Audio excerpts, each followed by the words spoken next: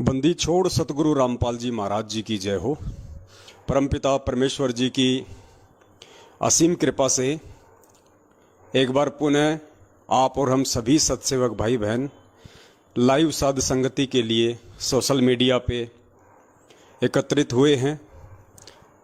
ये परमपिता परमेश्वर सतगुरु रामपाल जी महाराज जी की असीम दया है, उनकी मेहर है, जो उन्होंने अपनी गैर हाजिरी में, अपनी अनुपस्थिति में हम सभी भाई बहनों को सोशल मीडिया के माध्यम से एक दूसरे के साथ उस परमेश्वर की महिमा का गुणगान करने के लिए समय दिया। और पुण्यात्माओं, भरपूर फायदा हम सभी भाई बहन आपस में साध संगति का उठा भी रहे हैं, क्योंकि सतगुरु देव जी के सत्संगों के अलावा यदि दूसरे स्थान पे कोई चीज आती है तो वो केवल साध संगति होती है। जिस प्रकार स्कूल कॉलेज में टीचर या लेक्चरर बच्चों को जो सिलेबस पढ़ा देता है, उसके बाद में वो बच्चे आपस में बैठ के उसके ऊपर डिस्कस करते हैं, रिवीजन करते हैं और संत भाषा में इसको साध संगति कह देते हैं। तो पुण्यात्माओं, आप और हम सभी ने इस साध संगति का भरपूर फायदा उठाना है और हम उठा भी रहे हैं। और वर्तमान समय में ये साध संगति बेहद ही जरूरी थी, क्योंकि काल भगवान ने संगत में चारों तरफ अपने एजेंट फैला रखे हैं। हर तरह से वो भगत समाज को भ्रमित करने में लगे हुए हैं और कोई दूसरा नहीं है, खुद इसी परमात्मा की संगत में बड़े बड़े समझे जाने वाले भगत भाई बहन और खुद इस परमपिता परमेश्वर सतगुरु रामपाल जी महाराज जी के कलयुगी परिवार वाले, अर्थात भाई बंधु बेटा बेटी रिश्तेदार जवाई, ये सभी लोग वर्तमान में उस काल भगवान की तरफ से इस पृथ्वी पे सीधे एजेंट हैं। तो हमने इन लोगों से बच के चलना है और इनके कर्म कुकर्मों से, इनके आचार विचार से, इनकी भक्ति विहीन क्रियाओं से आप और हम सभी पिछले 7 वर्षों से अच्छे से परिचित हैं। तो किसी को भी समझने में ये दुविधा नहीं होनी चाहिए कि कौन परमेश्वर का है और कौन काल का एजेंट है। और आज आपके सामने ऐसे ही कुछ सबूत पेश किए जाएंगे, कुछ प्रमाण पेश किए जाएंगे, जिन प्रमाणों को देखने के बाद में यदि कोई वास्तव में उस परमपिता परमेश्वर की अच्छी आत्मा होगी, हंस आत्मा होगी, तो उसे नीर और खीर का निवेरा करने में ज़्यादा समय नहीं लगेगा।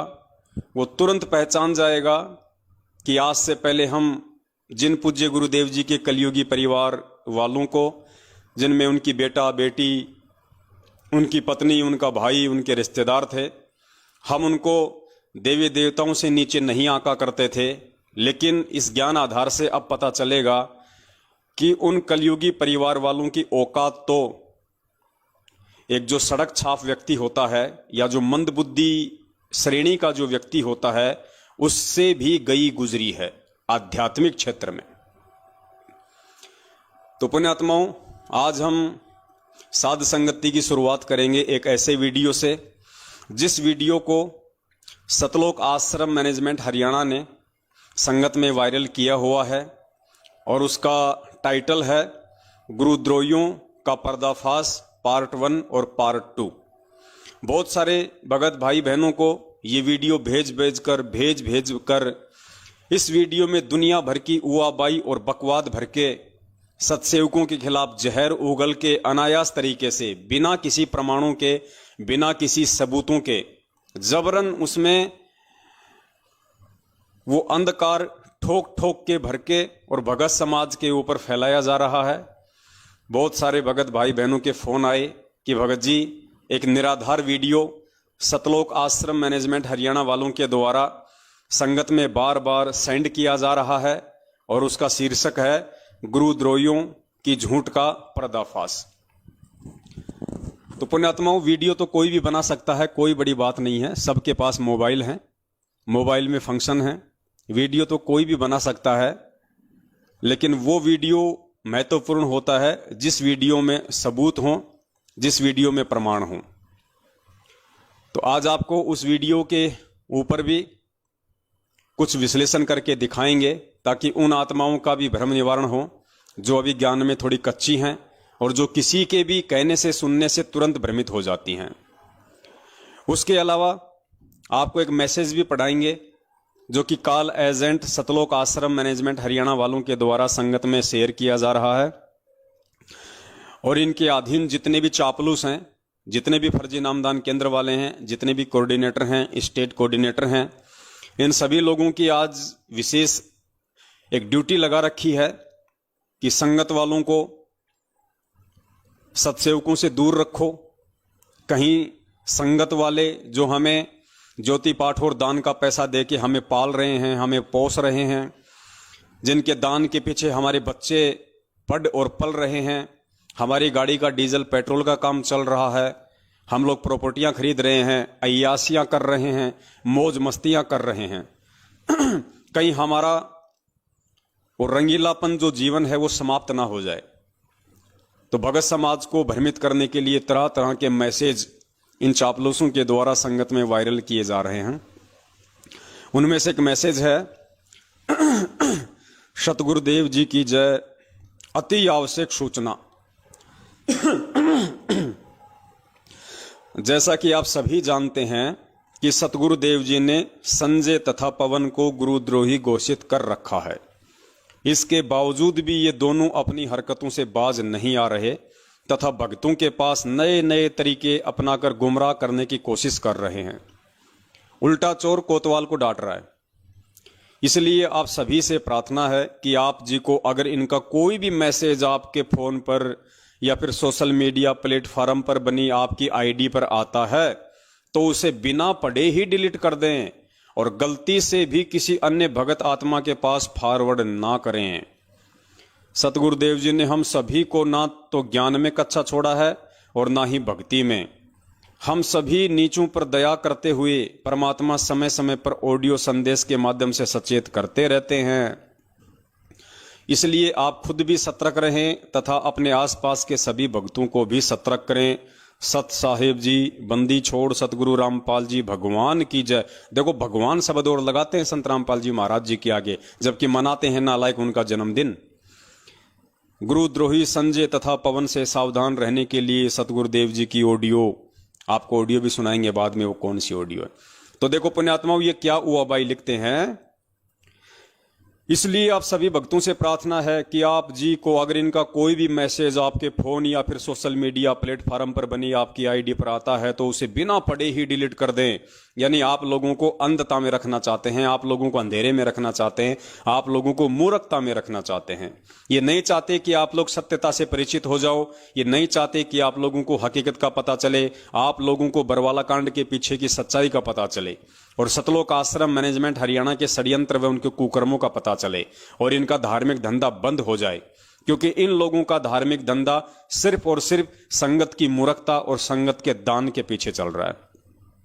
फिर आगे क्या लिखते हैं, सतगुरुदेव जी ने हम सभी को ना तो ज्ञान में कच्चा छोड़ा है और ना ही भक्ति में।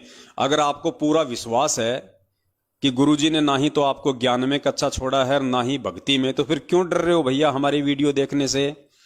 क्यों इतनी घबराहट हो रही है? क्यों तुम्हारे पसीने छूट रहे हैं?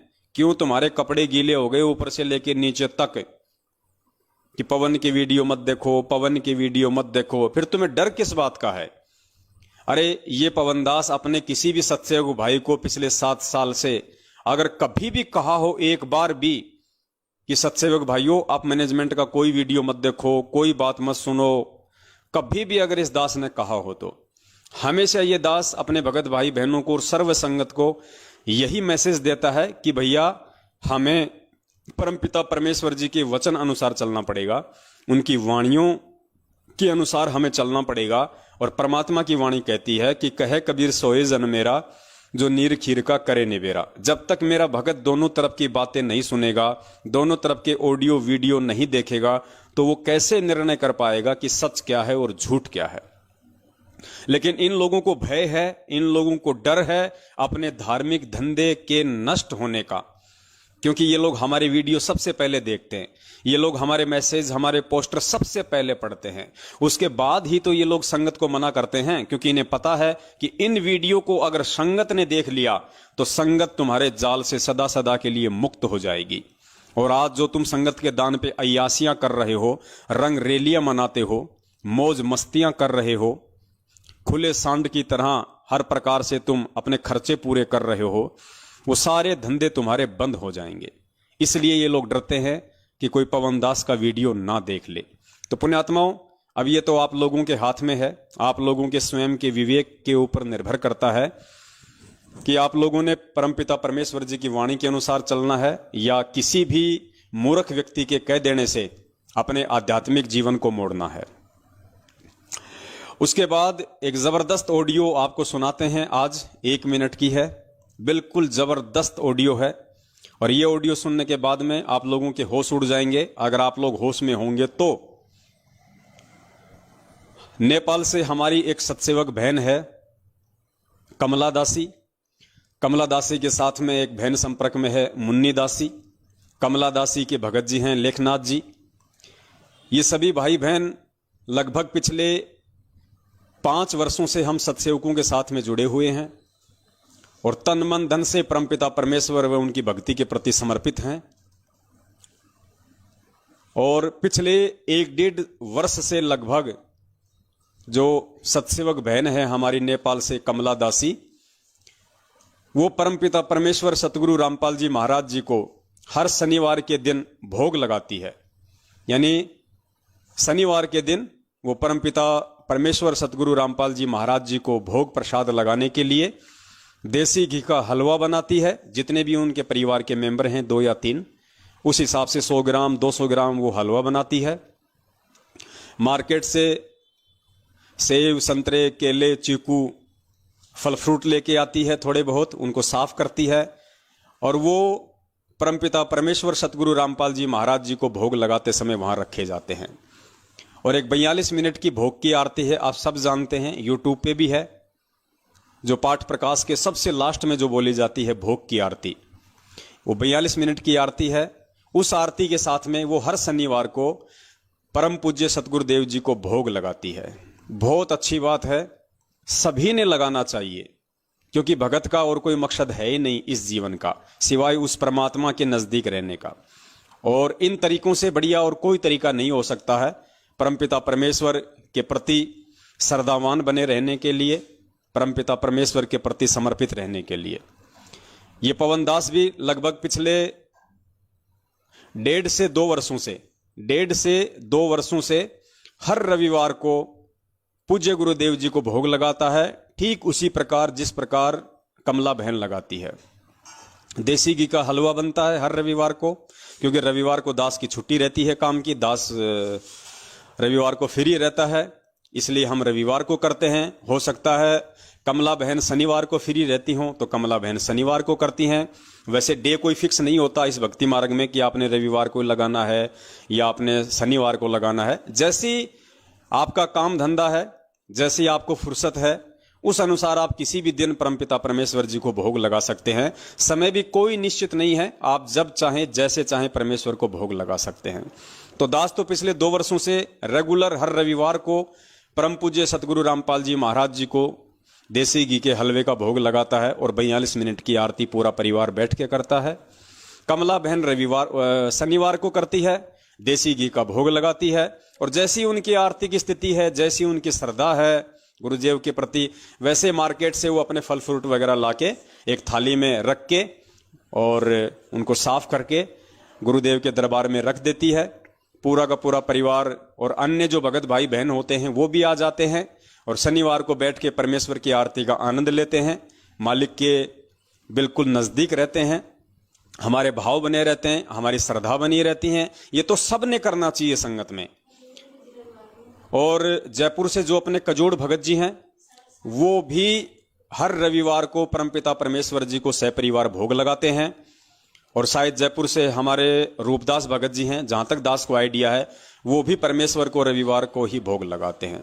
या बहुत सारी बार आपस में वो दोनों सपरिवार एक जगह भी परमेश्वर को भोग लगाते हैं, क्योंकि वो दोनों आसपास में रहते हैं। तो ये तो पुण्यात्माओं सब ने लगाना चाहिए। और दास तो ये कहेगा कि अगर कोई भाई बहन अगर फ्री है, जिसको कोई काम धाम नहीं है और जिसकी आर्थिक स्थिति अच्छी है, वो तो रोज लगाओ परमेश्वर को भोग। उसको तो रोज लगाना चाहिए अपने मालिक को 42 मिनट की आरती के साथ में भोग। 42 मिनट की आरती है जिसके लास्ट में परमेश्वर का शब्द आता है, आज लग्या साहिब को भोग दिन के टुकड़े पानी का, कोई जगह पुरबला भाग। ये इतनी अच्छी वाणी है परमात्मा की, इतना अच्छा शब्द है परमेश्वर का, और पूरी 42 मिनट की ऐसी आरती है कि आपका ध्यान कहीं नहीं भटकता। हर शब्द आपकी आत्मा को छूता है, एक विशेष आत्मिक अनुभव, आत्मिक शांति, आत्मिक आनंद उस आत्मा को प्राप्त होती है जब वो परमपिता परमेश्वर को देसी घी के हलवे के साथ या फल फ्रूट के साथ में जब सह परिवार बैठ के या जैसे भी वो भोग लगाता है। तो बहन पिछले 1.5 साल से पूज्य गुरुदेव जी को भोग लगा रही है, क्योंकि भाई हमारा परमात्मा हमारा पूज्य गुरुदेव है, हमारा भगवान, हमारा इष्ट, हमारा देव, हमारा महादेव, हमारी जगदम्बा, हमारा जगदीश, हमारा भाई, हमारी माता, हमारे पिता, हमारे बंधु, हमारे रिश्तेदार, हमारे दुख सुख का साथी, हमारे कष्टों को हरने वाला, विघ्नों को दूर करने वाला, संकटों को हरने वाला, हमारा साथी, हमारा संगी, हमारा सब कुछ परम पूज्य सतगुरु रामपाल जी महाराज जी हैं। तो हम उनका भोग नहीं लगाएंगे तो फिर हम किसका भोग लगाएंगे? और जैसी आपकी श्रद्धा है, जैसे आपके भाव हैं, जैसा उस परमपिता परमेश्वर ने आपको इस व्यस्त सांसारिक जीवन में समय दिया हुआ है, आप जी चाहे तो परमेश्वर को रोज भोग लगाइए, आपको कोई मना नहीं करने वाला। और गुरुदेव आपसे उतना ही प्रसन्न होंगे, क्योंकि परमात्मा तो चाहते यही है कि ये बच्चे मेरे से किसी भी बहाने जुड़े रहें। तो पुण्यात्माओं, पिछले 1.5 साल से कमला बहन नेपाल से परमेश्वर को भोग लगा रही है, और भोग लगाने के बाद में वो वीडियो बनाती है पूरा, और उस वीडियो को अपने YouTube चैनल पे भी डाल देती है, वैसे भी सोशल मीडिया पे डाल देती है। लेकिन नेपाल के जो कोऑर्डिनेटर हैं या नेपाल का जो स्टेट कोऑर्डिनेटर है, उन लोगों को ये सब अच्छा नहीं लगता। उन लोगों को बिल्कुल भी अच्छा नहीं लगता कि संत रामपाल जी महाराज जी को कोई भोग लगाए, और संत रामपाल जी महाराज जी की इतनी श्रद्धा से, इतनी तन्मयता से, इतना विश्वास के साथ नेपाल में कोई भगत भक्ति करे, उसको ये बात बिल्कुल भी रास नहीं आती है। तो उस चुगलखोर व्यक्ति ने बगैर कमला दासी से बातचीत किए इस विषय पे कि भाई तू क्यों भोग लगाती है, और बातचीत करे तो वो नालायक व्यक्ति वो किस मुंह से बात करे। उसको खुद को पता था कि मैं क्या कहूंगा, कि गुरुजी को भोग मत लगा, ये कहूंगा मैं उसको, उससे अच्छा तो मेरे डूब के मर जाना अच्छा है। तो अंदर ही अंदर शर्मिंदा होते हुए और बिना कोई बातचीत हमारी कमला बहन से किए उसने डायरेक्ट उस नेपाल के चुगलखोर व्यक्ति ने और हिंदुस्तान की एक चुगलखोर औरत के पास फोन किया। हिंदुस्तान की चुगलखोर औरत कौन? परमपिता परमेश्वर सतगुरु रामपाल जी महाराज जी की कलयुगी बेटी मंजू। क्योंकि देखो पुण्यात्माओं, चुगलखोर को चुगलखोर ही कहा जाएगा और चुगलखोरनी को चुगलखोरनी ही कहा जाएगा, क्योंकि हम तो परमेश्वर के वचन पे, उनकी वाणियों पे चलने वाले भगत हैं, व्यक्ति हैं। तो हमें इसमें ना कोई संशय होती है, ना हमें कोई भय लगता है, ना हमें किसी का कोई डर है। क्योंकि पूज्य गुरुदेव जी ने हमें यही सिखाया कि बेटा, साचा शब्द कबीर का प्रकट किया जगमाही, और जैसे को तैसा कहे सो तो निंदा नाही। अगर बेटा तू चुगलखोर को चुगलखोर कहता है तो उसमें निंदा चुगली नहीं, तू सही कह रहा है। अगर तू डाकू को डाकू कह रहा है तो सही कह रहा है। अगर तू भगोड़े को भगोड़ा कह रहा है तो इसमें कोई निंदा चुगली नहीं होती है। तो हमें तो परमेश्वर के ज्ञान आधार से चलना है, और हम चल भी रहे हैं।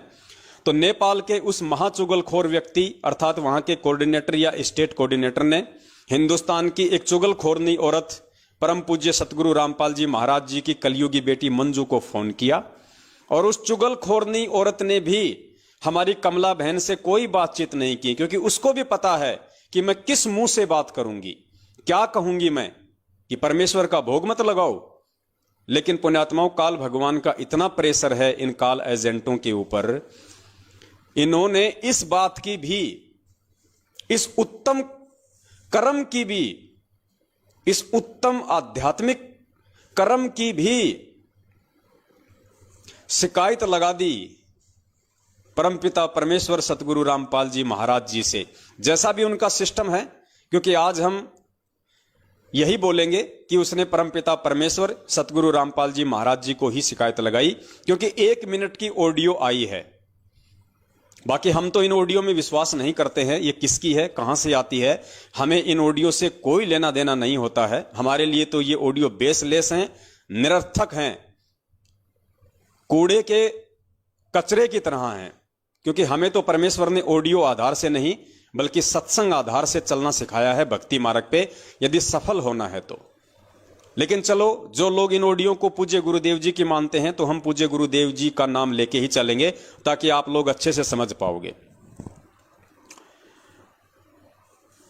तो मंजू ने शिकायत लगाई हिसार जेल में परमपिता परमेश्वर सतगुरु रामपाल जी महाराज जी के पास में, और फिर उसकी कॉल रिकॉर्डिंग नेपाल भेज दी और हिंदुस्तान में भी संगत में भेजी गई।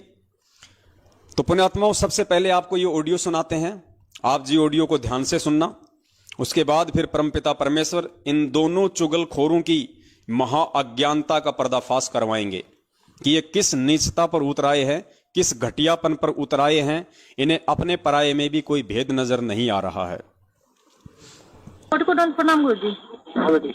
जी वाह, भक्ति दया करियो परमात्मा। आप ठीक हो जी गुरु जी? प्रार्थना है गुरु जी।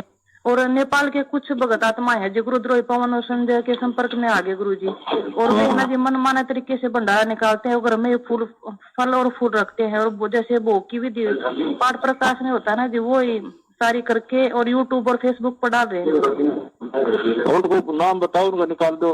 कमला दासी है गुरु जी, उसका पति लेखनाथ दास, और करीबी है जी मुन्ना दासी, मोहनलाल जनपद। बेटी ने तो बताया उनका नाम। हाँ जी, कमला नेपाल के रहने वाले। क्या क्या नाम बताए? कमला दासी गुरु जी, उसके पति लेखनाथ दास, उसका पति लेखनाथ। हाँ जी, और करीबी है मुन्ना दासी, इनका सहयोग कर रहे हैं गुरु जी।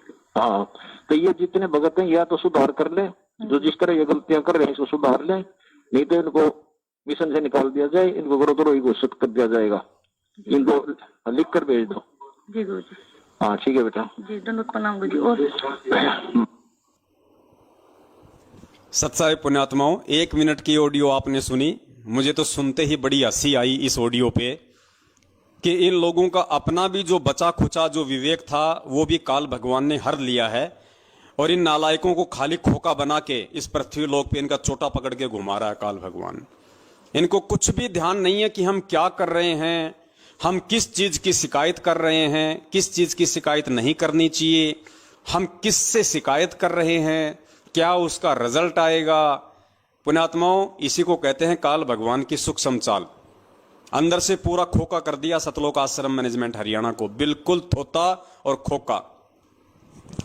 पुण्यात्माओं, आप इस भक्ति मार्ग पे लगे हैं, और भक्ति मार्ग का आधार, भक्ति मार्ग का मूल सतगुरु होता है, क्योंकि ये बातें उस तत्वदर्शी संत के सत्संगों से ही मालूम पड़ती हैं। और परमेश्वर भी कहते हैं मंगलाचरण के लास्ट में कि 33 कोटि या धारा, आगे क्या वाणी, 33 कोटि या धारा ध्यावे सहस 88, उतरे भव जल पारा, कट है यम की फांसी। यानी 33 कोटि या धारा।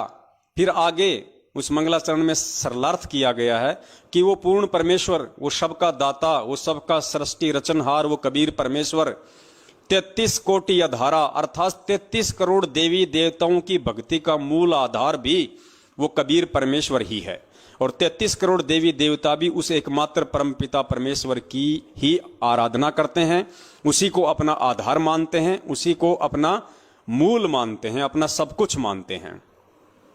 आप लोगों ने देखा होगा मोटरसाइकिल का जो पहिया होता है, जो रिम होती है, या साइकिल की जो रिम होती है, और चारों तरफ उसके वो ताड़ियां होती हैं वायर से, और बीच में उसके एक्सल होता है। एक्सल, अब पुण्यात्माओं, वो जो एक्सल है वो उस टायर और उस जितनी भी वो ताड़ियां हैं वो उन सबका आधार है। उस एक्सल के सहारे वो टायर घूम रहा है, वो टायर बिल्कुल गोल है, वो रिम बिल्कुल गोल है। अगर वो एक्सल ना हो तो वो टायर जो है वो किसी भी गाड़ी में फिट नहीं किया जा सकता। इसी प्रकार ये जो पूर्ण परमेश्वर हैं, जो वर्तमान में सतगुरु रामपाल जी महाराज जी के रूप में धरती पे प्रकट हैं, ये उस एक्सल की तरह इस सकल सृष्टि का आधार है। जितने भी देवी देवता हैं, ब्रह्मा विष्णु महेश हैं, काल है, दुर्गा है, ये अपनी भक्ति का मूल आधार, अपना मूल केवल उस परमपिता परमेश्वर को ही मानते हैं। तभी तो उसने गीता जी में अर्जुन से कहा कि अर्जुन, तुझे गुप्त से गुप्त बात बताता हूं कि मेरा इष्ट देव भी वही है, और तुझे अगर उसकी प्राप्ति करनी है तो किसी तत्वदर्शी संत की तलाश कर ले। तो पुण्यात्माओं, फिर हम जीवों की क्या औकात जो उस परमेश्वर के अलावा कोई दूसरा हमारा आधार हो, और जब हमारा वही एकमात्र आधार है तो पुण्यात्माओं फिर हम किसको भोग लगाएं? हम किसको भोग लगाएं फिर उसको छोड़ के? मतलब विचार करना होगा आज संगत को कि हम जिस परमपिता परमेश्वर सतगुरु रामपाल जी महाराज जी को अपना परमेश्वर मान चुके हैं,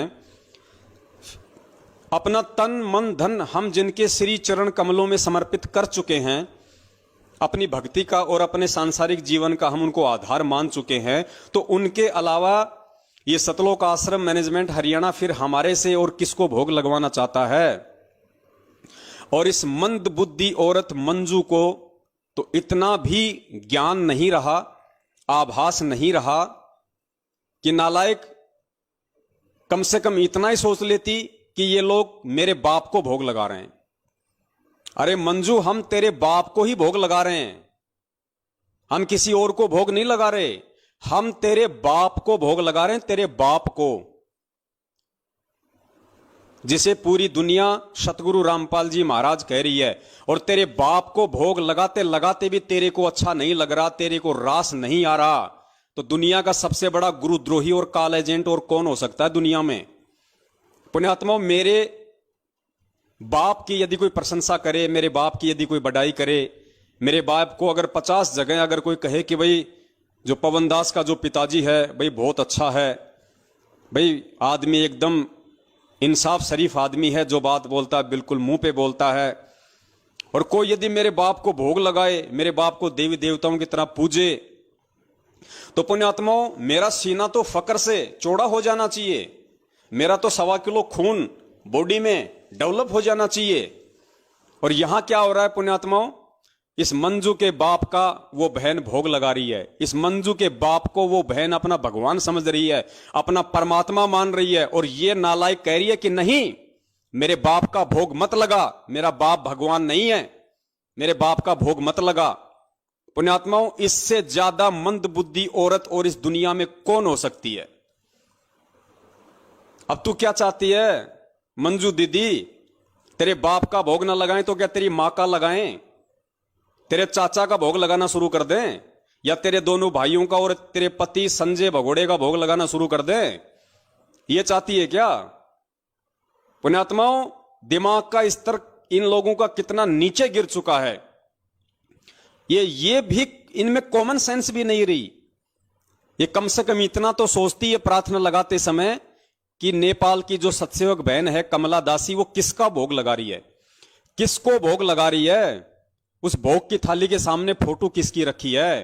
अरे नालायक, तेरे खुद के बाप की रखी है, जिसे तू अपना शरीर का बाप भी कहती है, और अपना आध्यात्मिक बाप तो तू उनको नहीं मानती, वो तो हमें पता है, लेकिन कम से कम अपने शरीर का बाप तो समझ ले।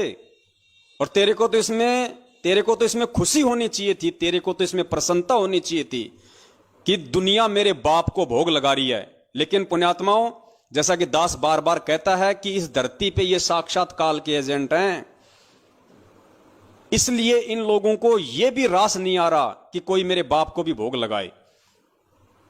इन्होंने सतगुरु रामपाल जी महाराज जी को अपने घर की प्रॉपर्टी समझ रखा, अपने घर की प्रॉपर्टी, उनके ज्ञान को और उनको इन लोगों ने अपने घर की प्रॉपर्टी समझ रखा है।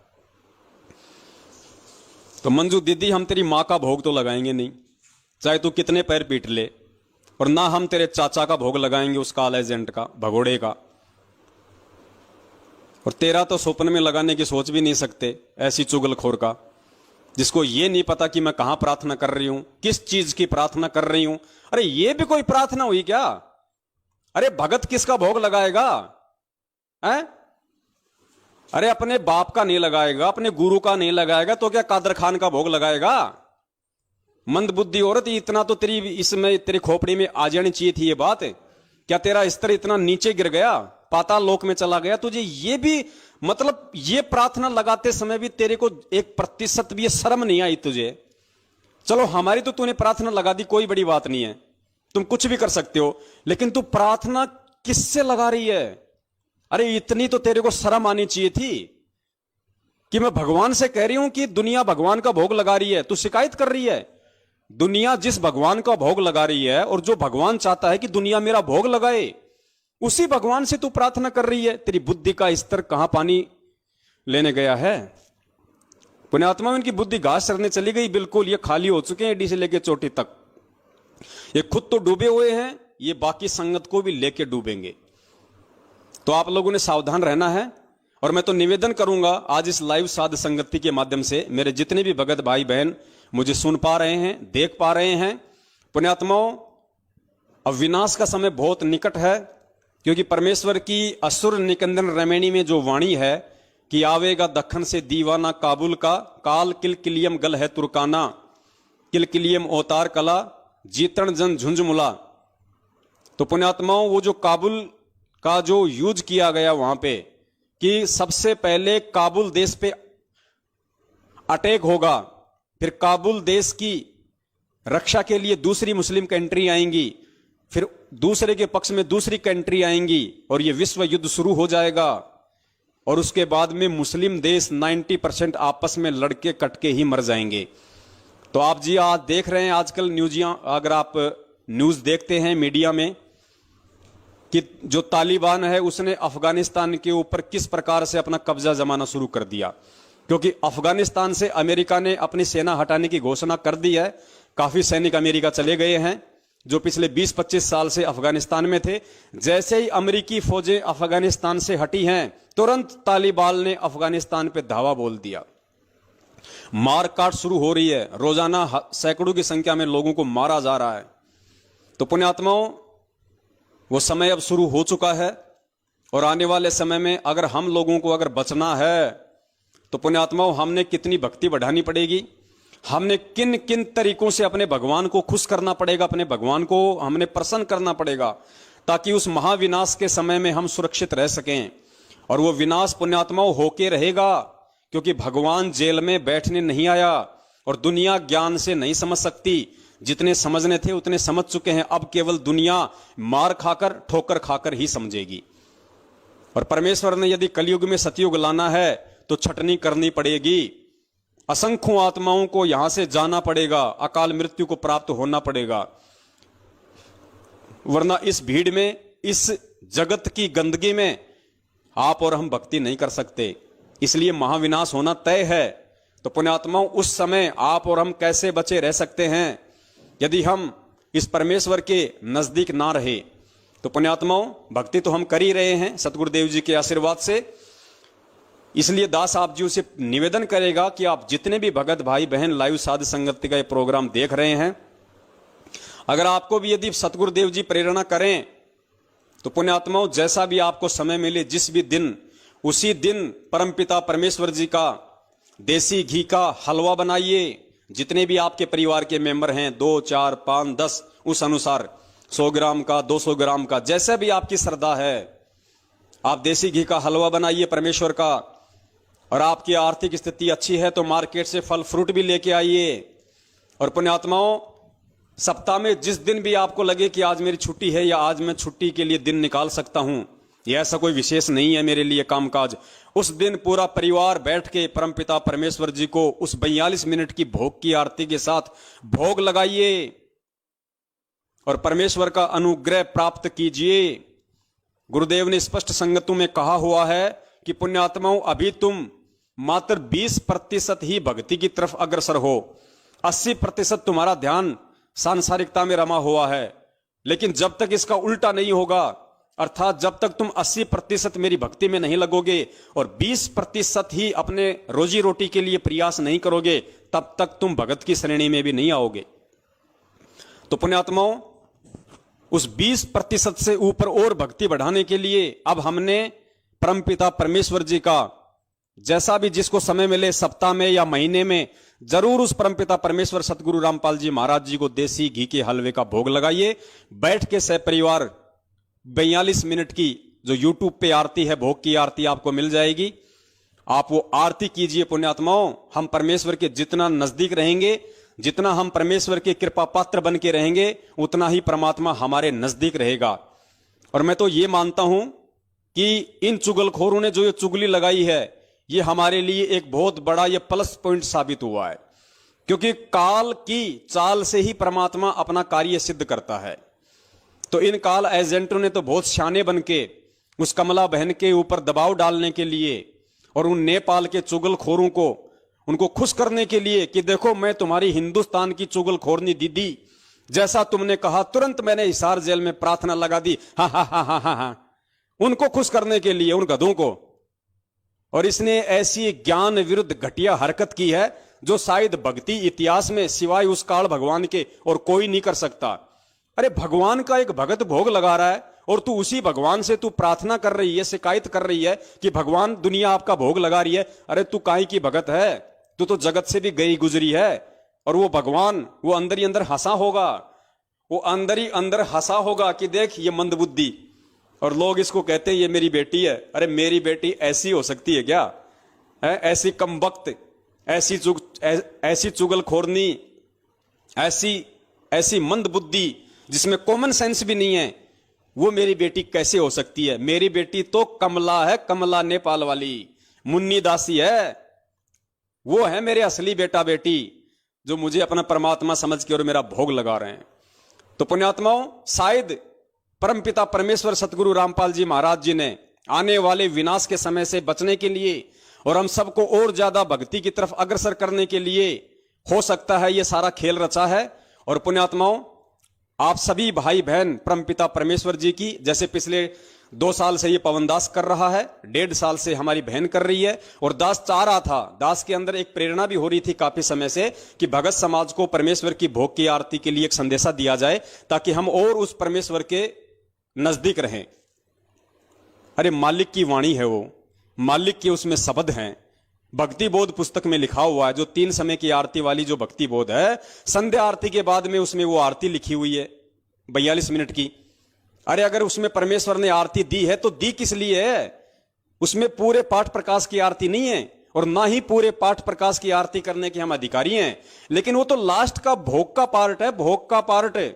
खुद उस परमपिता परमेश्वर सतगुरु रामपाल जी महाराज जी ने 3 समय की आरती के बाद में उसमें लिखवाया है ताकि मेरे बच्चे कॉमन सेंस से इस बात को समझें और परमेश्वर की भोग की आरती भी करें। तो पुण्यात्माओं, शुरू कर दीजिए। यह परमेश्वर की तरफ से एक बहुत बड़ा संकेत, एक बहुत बड़ा एक इशारा आप सत्सेवक भाई बहनों के लिए है, क्योंकि पुण्यात्माओं बचना आप और हमने है, क्योंकि हमने भक्ति करनी है। और जिसको ये ज्ञान ही नहीं है कि भक्ति क्या है, भगवान क्या है, हम क्या कर रहे हैं, हम क्या नहीं कर रहे, उन काल एजेंटों को क्या मतलब, क्या पता वो 3 समय की आरती भी करते हैं कि नहीं करते। जिस मंजू को भोग की आरती से इतनी नफरत है, पुण्यात्माओं सोचो वो 3 समय की आरती कहां करती होगी। और सोचिए वो औरत कहां संत रामपाल जी महाराज जी को अपना भगवान समझती होगी। भगवान तो सौपन में भी नहीं, अपना वो गुरु भी नहीं समझती है, गुरु भी नहीं समझती है। अगर अपना शरीर का बाप समझती तो भी उसको ये सुन के बड़ी प्रसन्नता होती कि नेपाल से कोई बहन है जो मेरे बाप का भोग लगा रही है, मेरे बाप को भगवान तुल्य मान रही है। उसको तो खुशी होनी चाहिए थी, और वो मंदबुद्धि उल्टी शिकायत लगा रही है। और 70% संगत ऐसे बिना सींग के गधों के ऊपर भेड़ चाल में मस्त हो रहे हैं। पुण्यात्माओं, कहां तो तुम जाओगे और कहां वो जाएंगे, अपना निर्णय तुम खुद कर लेना। दास का तो काम था ये संदेश आप लोगों को देना, दास ने दे दिया, बाकी आप जानो, आपका काम जाने। हम सत्सेवक तो इसी तरीके से परमेश्वर के ही भोग की आरती करेंगे, इसी तरीके से करेंगे परमेश्वर की भोग की आरती, ऐसे ही करेंगे। लगाओ तुम रोज शिकायत, लगाओ तुम रोज प्रार्थना। परमेश्वर तो हमें फल फूल रहा है, परमेश्वर तो हमें फल और फूला रहा है तुम्हारी आंखों के सामने। तुम लोगों का तो खून जल गया सारा पिछले 7 साल से, चुगलियां करते करते, शिकायतें लगाते लगाते, और हम सत्सेवकों को परमेश्वर ने अपनी पलकों पे रखा हुआ है। दिन 2 गुना रात 4 गुना परमेश्वर हमारे को वर्दी दे रहे हैं, हमारे को भक्ति धन दे रहे हैं, परमात्मा अपना आशीर्वाद लौटा रहे हैं। अरे कोरोना में तुम मरे हो, सत्सेवक नहीं मरा कोई भी। मैनेजमेंट के 300-400 लोग मरे सारनामी सतनामी कोरोना से, एक भी सत्सेवक अगर मरा हो कोरोना से तो बता दो, कोई भी कहीं भी एक भी मरा हो तो परमात्मा किसके साथ में है? तुम जैसे काला एजेंटों के साथ में है या हम जैसे सत्सेवकों के साथ में है? ये कॉमन सेंस की बात है, लेकिन तुम गधों को समझ में नहीं आएंगी ये बातें। तुम काला एजेंटों के पल्ले पड़ने वाली नहीं है। तुम्हारी तो काम, तुम्हारी सेवा जो काल भगवान ने लगा रखी है, तुम केवल वही करोगे, उससे ज्यादा तुम्हारा दिमाग काम कर ही नहीं सकता है। तो पुण्यात्माओं, ये था भोग की आरती को लेके, और शायद आप लोगों को भी खूब हंसी आई होगी और आप लोगों को रोना भी आया होगा इनकी मंदबुद्धिता पे, इनकी नालायकी पे। तो पुण्यात्माओं, अब हम आगे बढ़ते हैं और आज का हमारा जो विषय है कि सतलोक आश्रम मैनेजमेंट हरियाणा ने जो एक वीडियो संगत में वायरल किया हुआ है कि गुरुद्रोहियों की झूठ का पर्दाफाश, तो इन्होंने तो अपनी उआबाई, अपनी गंद इसमें डाल दी, संगत के सामने पेश कर दी।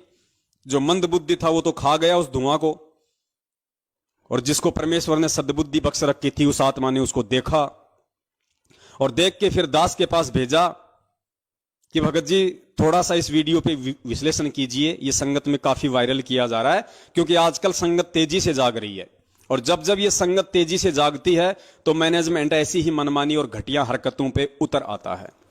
तो पुण्यात्माओं, हम सत्सेवकों का काम है कि आपको दोनों तरफ की बातों से हम अपडेट रखें।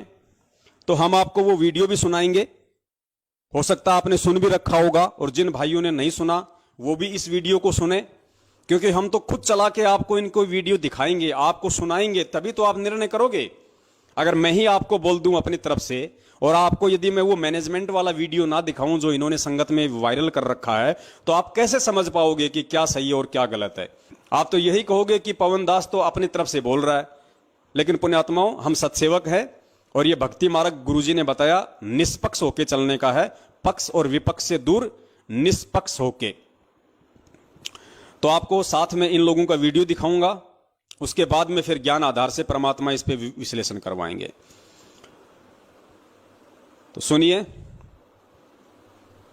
इनकी गदर फिल्म का पार्ट 3। सभी भक्तों को सच्चाई। हमने पिछली वीडियो के माध्यम से आपको सच्चाई से परिचित कराने की कोशिश की कि किस तरह कुछ तथाकथित सत्सेवक जिनको सदगुरुदेव संत रामपाल जी महाराज ने गुरुद्रोही घोषित किया हुआ है, वो झूठ पर झूठ बोलते आ रहे हैं। यह बात स्पष्ट हो चुकी है कि संजय दिल्ली व पवन जयपुर तथा जो भी इनके साथ समर्थन में है, उनको सदगुरुदेव जी ने गुरुद्रोही घोषित किया हुआ है। आज समाज में जिसको भी यह पता चल जाता है कि केवल संत रामपाल जी महाराज ही इस संसार से मुक्ति दिला सकते हैं और सतलोक ले जा सकते हैं, फिर चाहे वो सत्संग देखकर समझे हों या पुस्तक पढ़कर, वह नामदान केंद्र पर आकर नाम उपदेश ले लेते हैं। लेकिन दुख तब होता है जब संत रामपाल जी महाराज की हरी भरी बगिया को ये गुरुद्रोही नामक खराब करते हैं। एक तरफ तो हम यह कह रहे हैं कि मोक्ष केवल संत रामपाल जी महाराज ही करा सकते हैं और वही बंदी छोड़ है, इसलिए हम सभी भगत उनका बंदी छोड़ सदगुरु रामपाल जी महाराज के नाम से जयकारा लगाते हैं। दूसरी तरफ ये गुरुद्रोही कह रहे हैं कि सदगुरुदेव जी को षड्यंत्र के तहत फंसा दिया गया। अब पुण्यात्माओं, यही सबसे बड़ा पॉइंट है जो इन्होंने इन वीडियो में रखा है। इनके पास और तो कोई प्रूफ है नहीं हमारे खिलाफ, और तो कोई सबूत है नहीं सिवाय उआबाई के। तो इन्होंने ये जो 4 मिनट का वीडियो बनाया था, इसमें इनका सबसे पहला जो आरोप है, सबसे पहला जो दोषारोपण है हम सत्सेवकों के ऊपर, या यूं कह लीजिए मुझ पवन दास के ऊपर, वो इन्होंने ये लगाया है कि भाई एक तरफ तो ये लोग ये कहते हैं कि परमात्मा तो जो है वो बंदी छोड़ है, और दूसरी तरफ कहते हैं कि परमात्मा को सतलोक आश्रम मैनेजमेंट हरियाणा वालों ने एक षड्यंत्र के तहत फंसाया है। और फिर ये कह रहे हैं कि बताओ पुण्यात्माओं, परमात्मा को षड्यंत्र के तहत कौन फंसा सकता है? अब पुण्यात्माओं, दास ने अनेकों बार ये शब्द कहे हैं। जो बातें सही हैं, जो सत्य है, वो मैं स्वीकार करूंगा।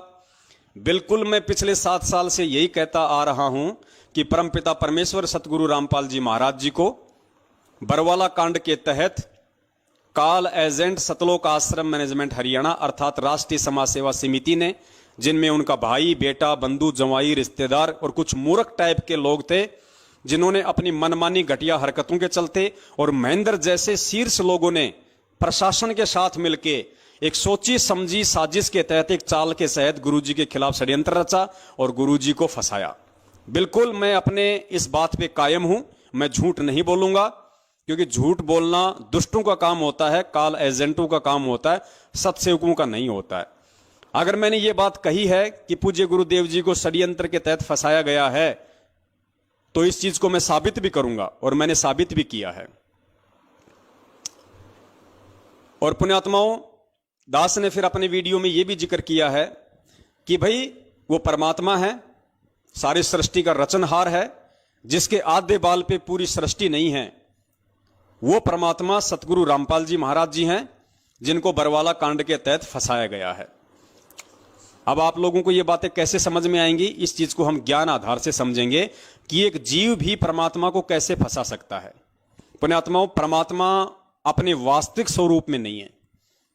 परमात्मा अपनी वास्तविक जो समर्थता है, अपनी वास्तविक जो पावर है, परमात्मा उसको नहीं दिखा रहा है।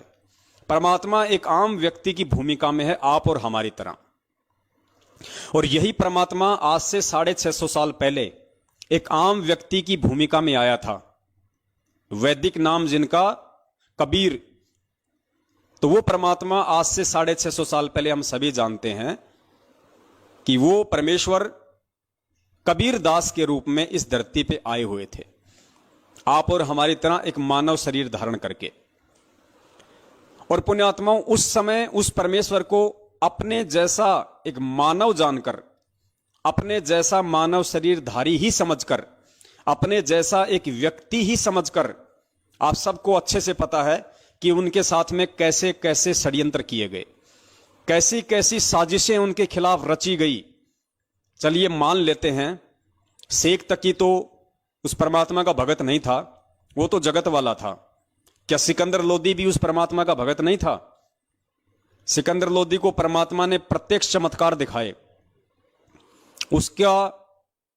उसको जो चरम का रोग था, उसको जो जलन का रोग था, परमेश्वर ने आशीर्वाद मात्र से ठीक किया। उसकी आंखों के सामने रामानंद जी की कटी हुई जो गर्दन थी उसको वापस जोड़ा और वो परमात्मा का शिष्य बना। उसके बावजूद भी पुण्यात्माओं, वो शेख तकी के चक्कर में आके और खुद उसने उस परमपिता परमेश्वर जी को अपना राज्य बचाने के लिए, अपनी इज्जत बचाने के लिए, मुसलमान समाज के सामने शेख तकी के भय से उसने परमेश्वर को उस दरिया में डुबोने का आदेश दिया। परमात्मा को 8 पहर तक डुबोने की कोशिश की गई, गोलियां मारी गई, तीर मारे गए, भाले मारे गए, लेकिन परमात्मा नहीं डूबे। तो परमेश्वर को उन्होंने अपनी सूझबूझ से कि आ जाओ आ जाओ आ जाओ, आप तो भगवान हो, आ जाओ आ जाओ। जैसे ही परमात्मा बाहर आए, तुरंत उस सिकंदर लोदी ने, ये मैं गुरुदेव के सत्संगों की बात कह रहा हूं, तुरंत उसी भगत ने, उसी शिष्य ने, उसी सिकंदर लोदी ने अपने हाथों से दुनिया को खुश करने के लिए कबीर साहिब जी के गले में बेड़ी डाली, कबीर साहिब जी को बेड़ियों में जकड़ा और खूनी हाथी के नीचे उनको कुचलवाने के लिए उनको दिल्ली लाया गया। पुण्यात्माओं, वो साजिश वो किसने रची थी? किसने परमात्मा के साथ में षड्यंत्र किया? सिकंदर लोदी ने। वो भी तो उनका भगत था। तो पुण्यात्माओं, कहने का मतलब यह है, परमात्मा किसी के साजिशों का शिकार नहीं होता, परमात्मा किसी के षड्यंत्रों का शिकार नहीं होता, लेकिन एक जीव वो उस परमात्मा को अपने जैसा जीव समझ के, अपने जैसा मानव समझ के, अपने जैसा सामान्य व्यक्ति या एक संत समझ के, अपनी घटिया सोच से और काल प्रेरित बुद्धि से वो ऐसी घटिया हरकतें उस परमात्मा के साथ में जरूर कर सकता है। और वो घटिया हरकत 650 साल पहले भी की लोगों ने, और वो घटिया हरकत बरवाला कांड के माध्यम से सतलोक आश्रम मैनेजमेंट हरियाणा ने भी उस परमपिता परमेश्वर को फंसाने की।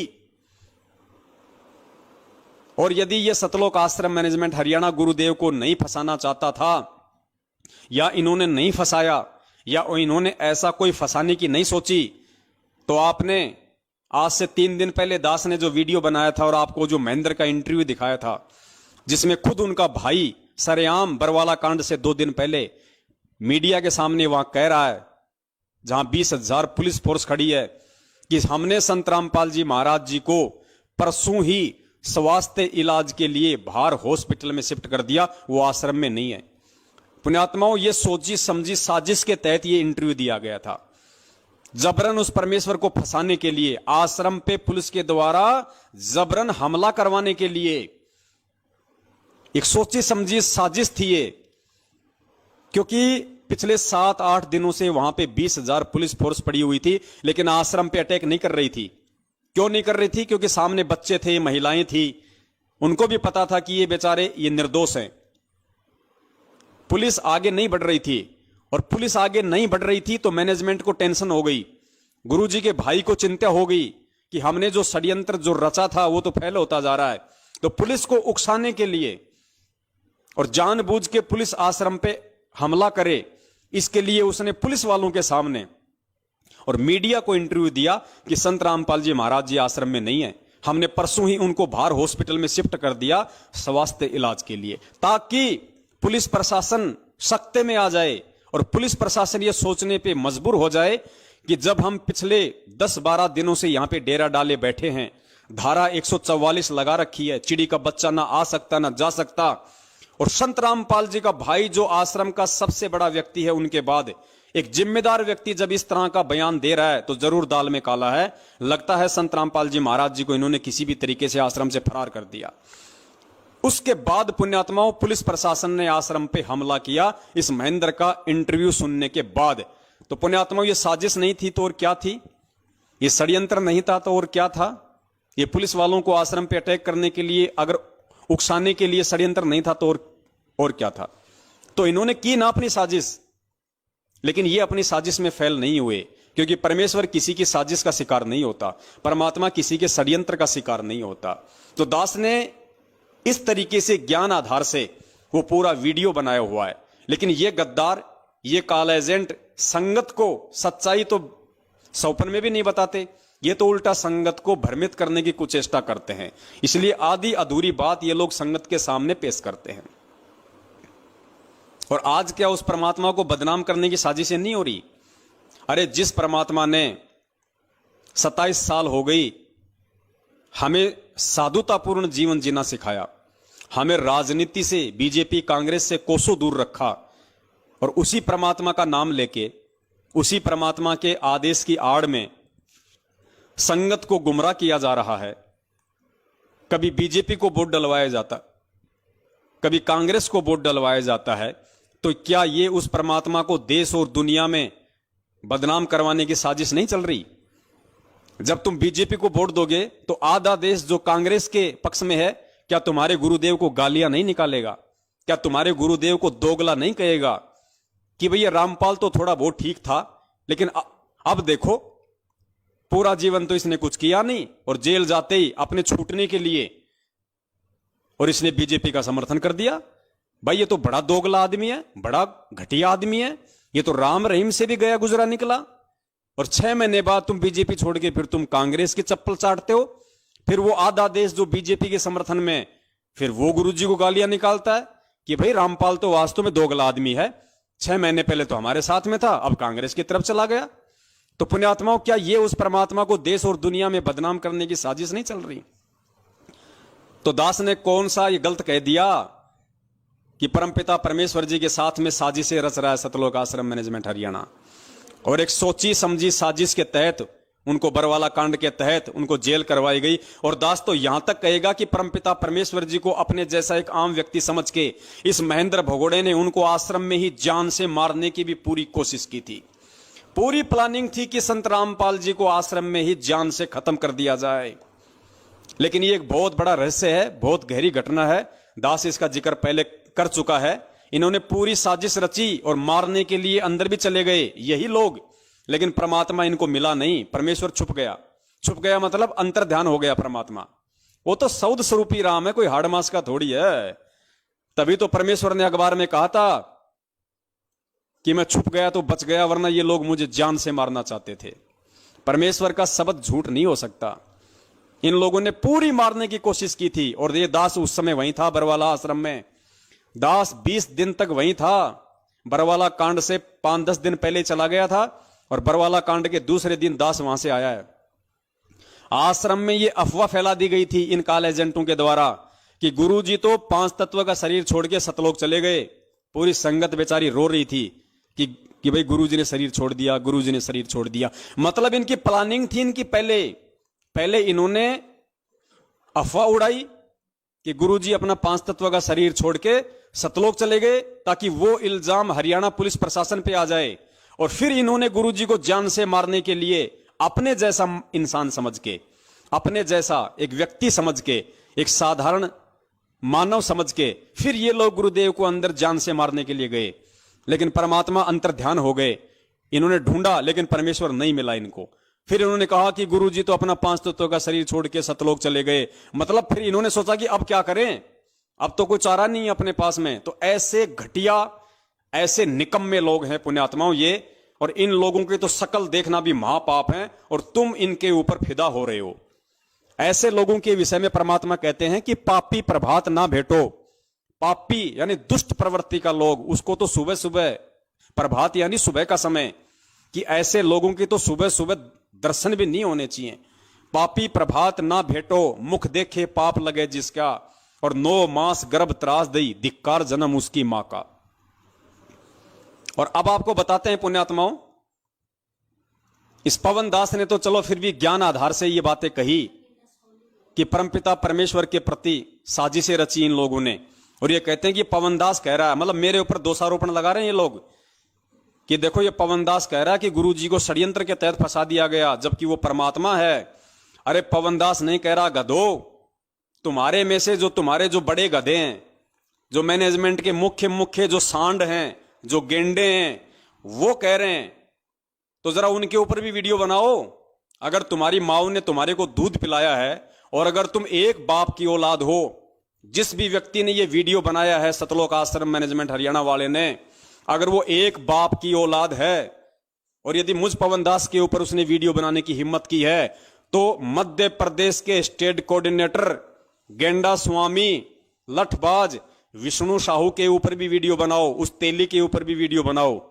क्योंकि अब जो आप आगे सुनेंगे, मीडिया को इंटरव्यू देते हुए वो विष्णु तेली खुद कह रहा है कि हरियाणा सरकार ने हमारे गुरुजी को एक सोची समझी षड्यंत्र के तहत जेल में डाल दिया। सुनो इनके गेंडा स्वामी का इंटरव्यू, मध्य प्रदेश के स्टेट कोऑर्डिनेटर विष्णु साहू का। और पुण्यात्माओं फिर सवाल करना इन लोगों से जिन्होंने ये वीडियो देखा है कि भैया तुम तो पवन दास पे आरोप लगा रहे थे, उसने तो ज्ञान आधार से इस बात का स्पष्टीकरण दे दिया है, लेकिन ये जो तुम्हारा जो ये गेंडा स्वामी है, अब इसका क्या जवाब है? अब इसकी शिकायत नहीं लगाओगे? अब ये गुरुद्रोही नहीं होगा? सुनिए इस गेंडा स्वामी का इंटरव्यू। रामपाल जी महाराज जी करा सकते हैं और वही बंदी छोड़ है, इसलिए हम सभी भगतों का बंदी छोड़ सदगुरु रामपाल जी महाराज के नाम से जयकारा लगाते हैं। दूसरी तरफ ये गुरुद्रोही कह रहे हैं कि सदगुरुदेव जी को षड्यंत्र के तहत फंसा दिया गया। सतगुरुदेव जी को षड्यंत्र के तहत फंसा दिया गया। सुनिए विष्णु साहू का इंटरव्यू। और हमारे साथ भी ऐसा ही हुआ। हमारे गुरुजी ने यहाँ पर सबको बोला था, जितने भी संत महंत आचार्य है देश के अंदर विदेश के अंदर, सबको बोला कि आओ, अगर आप परमात्मा का कोई भी जानते हो तो मुझसे ज्ञान चर्चा करो। हमारे साथ खुलासा किया, शास्त्र में बताया कि देखो यहाँ पर परमात्मा ऐसे मिलेगा, इस विधि से मिलेगा, और आप लोग जो कर रहे हो गलत साधना कर रहे हो, आओ मुझसे शास्त्र करो। कोई भी गुरुजी शास्त्र करने को तैयार नहीं हुआ और उनकी दुकान बंद होते नजर आने लगी। सारे जितने भी संत महंत के अनुयायी थे वो उनको छोड़ हमारे गुरु से नाम दीक्षा लेने लगे। तो उन्होंने एक षड्यंत्र बनाकर एक सोची समझी साजिश के तहत हरियाणा सरकार के साथ मिलकर हमारे गुरुजी को षड्यंत्र के तहत जेल में डाल दिया गया। मगर एक बार फिर से सुनना पुण्यात्माओं, विष्णु साहू कह रहा है कि हमारे गुरुजी को इन नकली संतों ने हरियाणा सरकार के साथ मिलकर एक सोची समझी साजिश के तहत, एक षड्यंत्र के तहत जेल में डाल दिया गया। ध्यान से सुनना। फिर भी हम बोले कि परमात्मा है, परमात्मा में लीला करते हैं, और हम ये आपको गारंटी के साथ बोल सकते हैं कि हमारे सदगुरु जी आने वाले 5 से 6 महीने में जेल से बाहर आ जाएंगे और न्याय तो दास अपनी घर। अब उसे शासन कर कोई भी गुरुजी शासन करने को तैयार नहीं हुआ और उनकी दुकान बंद होते नजर आने लगी। सारे जितने भी संत महंत के अनुयायी थे वो उनको छोड़कर हमारे गुरु से नाम दीक्षा लेने लगे। तो उन्होंने एक षड्यंत्र बनाकर एक सोची समझी साजिश के तहत हरियाणा सरकार के साथ मिलकर हमारे गुरुजी को षड्यंत्र के तहत जेल में डाल दिया गया। मगर फिर भी हम बोले कि परमात्मा है, परमात्मा में लीला करते हैं, और हम ये आपको गारंटी के साथ बोल सकते हैं कि हमारे सदगुरु जी आने वाले 5 से 6 महीने में जेल से बाहर आ जाएंगे और न्याय तो दास अपनी गर्दन करवा देंगे।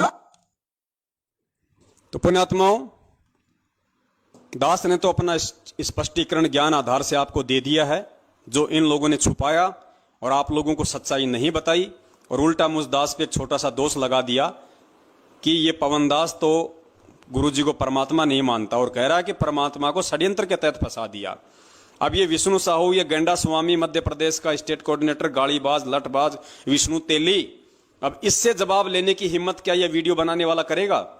क्या इस सतलोक आश्रम मैनेजमेंट हरियाणा वालों की माताओं ने उनको इतना दूध पिलाया है जो इस 140 किलो के गेंडा स्वामी से सवाल कर सके? करेंगे ये लोग सवाल? जिंदगी में नहीं करेंगे। ये कॉल एजेंट है भाई, आपस में मिलकर अपनी दुकान चला रहे हैं, अपना धंधा चला रहे हैं। इनकी प्रार्थनाएं कहीं नहीं जाती, ये गुरुद्रोही नहीं होते। यहां तो जैसे हमारे पूज्य गुरुदेव जी कहते हैं कि निरंजन धन तेरा दरबार, यहां तनिक न न्याय विचार, झूठों को तो साचा बतावे ओ साचों को तो झूठा बतावे, झूठों का एतबार, निरंजन धन तेरा दरबार। तो पुण्यात्माओं, पवन दास अगर गाली खाए तो गुरुद्रोही, और इनका वर्ल्ड कोऑर्डिनेटर देशराज अगर मुंह में मूतने की गाली दे तो वो गुरुमुखी। पवन दास अगर जानवरों की तरह इनके सारनामियों से पिटे तो गुरुद्रोही, और इनके सारनामी देशराज, दिल्ली वाला परवेश, कुरुक्षेत्र वाला रमेश चंद्र चहल, बसंत सैनी का भाई रूपदास, अगर इस दास को लठों से मारें तो वो परम भगत। तो पुण्यात्माओं, ये काल भगवान का लोक है, यहां पे ऐसा ही होता है। गुरु जी कहते ना कि मालिक की वाणी है कि वैश्या ओडे मूल मूल खासा और गल मोतियों के हार, और पतिव्रता को मिले न खादी सूखा निरस आहार, निरंजन धन तेरा दरबार। पुण्यात्माओं, ये काल भगवान का लोक है। जब हमारे सतवादी परमात्मा को इन नालायकों ने अपनी साजिशों के तहत, अपने षड्यंत्रों के तहत, अपनी सोची समझी और घटिया मनवस हरकतों के तहत, अपनी अय्यासियों के तहत बरवाला कांड करवा के ऐसे ऐसे घटिया आचरणों से आज ये उनको देश और दुनिया में बदनाम कर रहे हैं। तो पुण्यात्माओं, ये आप और हमें कहां छोड़ने वाले हैं? इन्होंने उस परम संत को तो देशद्रोही घोषित करवा दिया और इस 2 कौड़ी के जीव पवन दास को गुरुद्रोही घोषित करवा दिया, ताकि संगत में आराम से अपना धार्मिक धंधा कर सके, कोई बोलने वाला ही ना बचे। लेकिन शायद इसको पता नहीं कि ना तो कभी वो परम संत टूटता है ना झुकता है। वो जिस मकसद को लेके इस पृथ्वी पे प्रकट होता है उसको पूरा करके जाता है। कोई माई का बाप इसी किस ब्रह्मांड में उसको रोकने वाला नहीं है। और जिस अपने बच्चे के सिर पे वो परम संत हाथ रख दे, फिर उस बच्चे को कोई माई का लोल संगत में रोकने वाला नहीं है। आगे चलिए पुण्यात्माओं, इनकी इसी वीडियो में अगली दूसरी उआबाई। कबीर सागर दास सत ग्रंथ साहिब में दिए गए प्रमाण के आधार पर जो हमें काल के लोक से, इस काल के बंधन से छुड़वाने के लिए आए हो, जो वास्तव में बंदी छोड़ हो, उनको कौन बांध सकता है? आगे ये कह रहे हैं कि हम गुरु जी को बंदी छोड़ कहते हैं, जो बंधनों से छुड़वाने वाला है, और इस काल लोक से जो हमें छुड़वाने के लिए आया है उसको कौन बंधक बना सकता है? ये सतलोक आश्रम मैनेजमेंट हरियाणा इस वीडियो के माध्यम से कह रहा है। और फिर कह रहा कि पवन दास कह रहा कि गुरुजी को बंधक बना लिया। अरे पवन दास ने तो ज्ञान आधार से स्पष्ट कर दिया, लेकिन अभी एक और जो तुम्हारा बाप है गेंडा स्वामी के बाद, एक और तुम्हारा बाप वकील एस के गर्ग नरवाना, जो बरवाला कांड में तुम लोगों ने गुरुजी का वकील कर रखा था, चंडीगढ़ हाईकोर्ट का वकील, एपी सिंह से पहले वही वकील था, मेन मुख्य वकील एस के गर्ग नरवाना, वो तुम्हारा बाप, वो खुद कह रहा है। और आज नहीं, 2014 बरवाला कांड के दूसरे दिन उसने मीडिया के सामने, पूरी दुनिया के सामने उसने इंटरव्यू दिया। और इंटरव्यू में उसने क्या कहा? उसने कहा कि संत रामपाल जी महाराज जी को आश्रम में असामाजिक तत्वों के द्वारा बंधक बनाया हुआ था। वो तो हिसार जेल की तारीख पे आना चाहते थे, वो तो कोर्ट में आना चाहते थे, लेकिन कुछ असामाजिक लोगों ने उनको बंधक बना रखा था, वो तो बंधे हुए थे। उस तुम्हारे बाप से जाके सवाल करना कि नालायक इंसान, तूने कब आश्रम में आके देखा कि हमारे गुरुजी को किसी ने बंधक बना रखा था? अगर तुम्हें लगता है कि गुरुजी को कोई बंधक नहीं बना सकता तो अपने उस बाप से सवाल करो, फिर उससे पूछने की हिम्मत करो। सुनो उसका इंटरव्यू।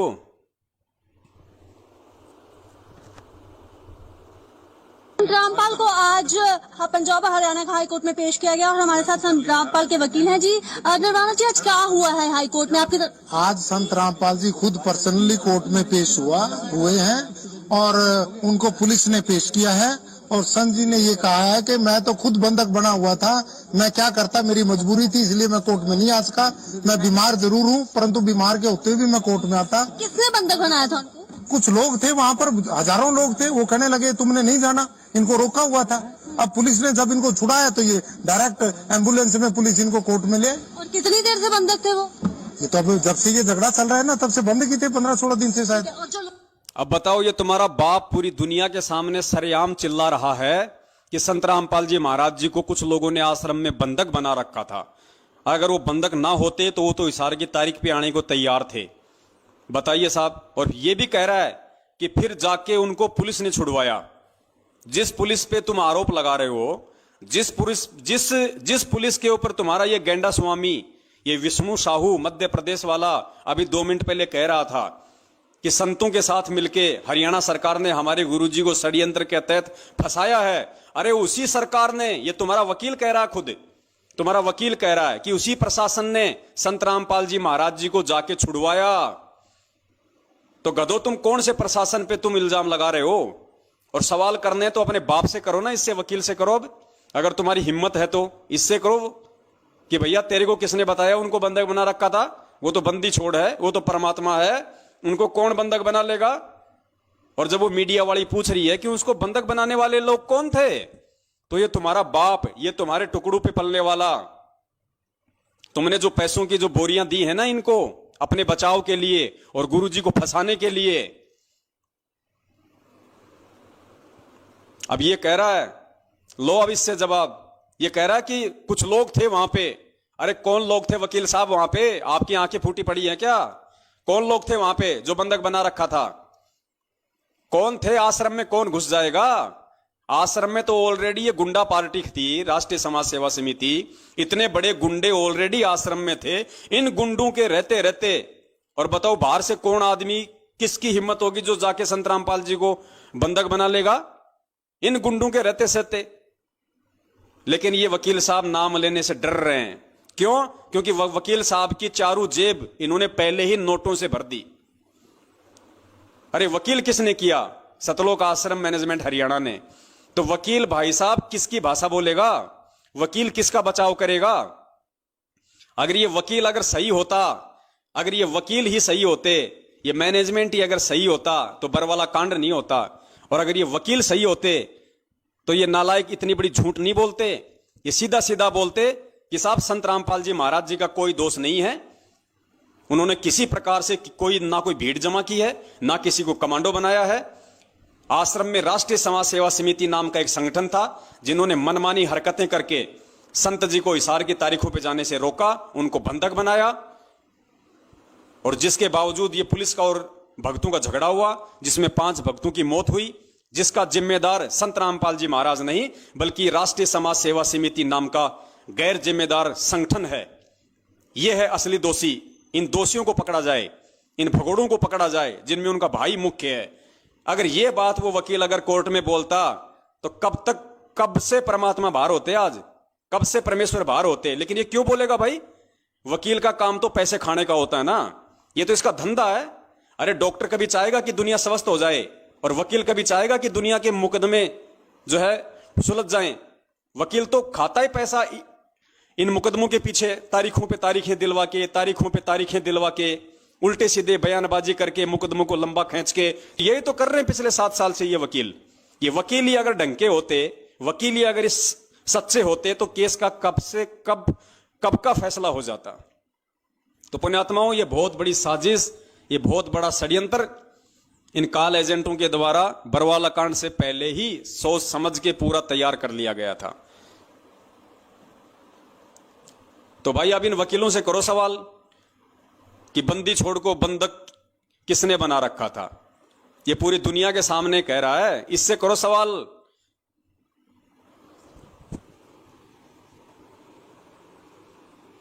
आगे चलिए पुण्यात्माओं, इनकी ओर उआबाई।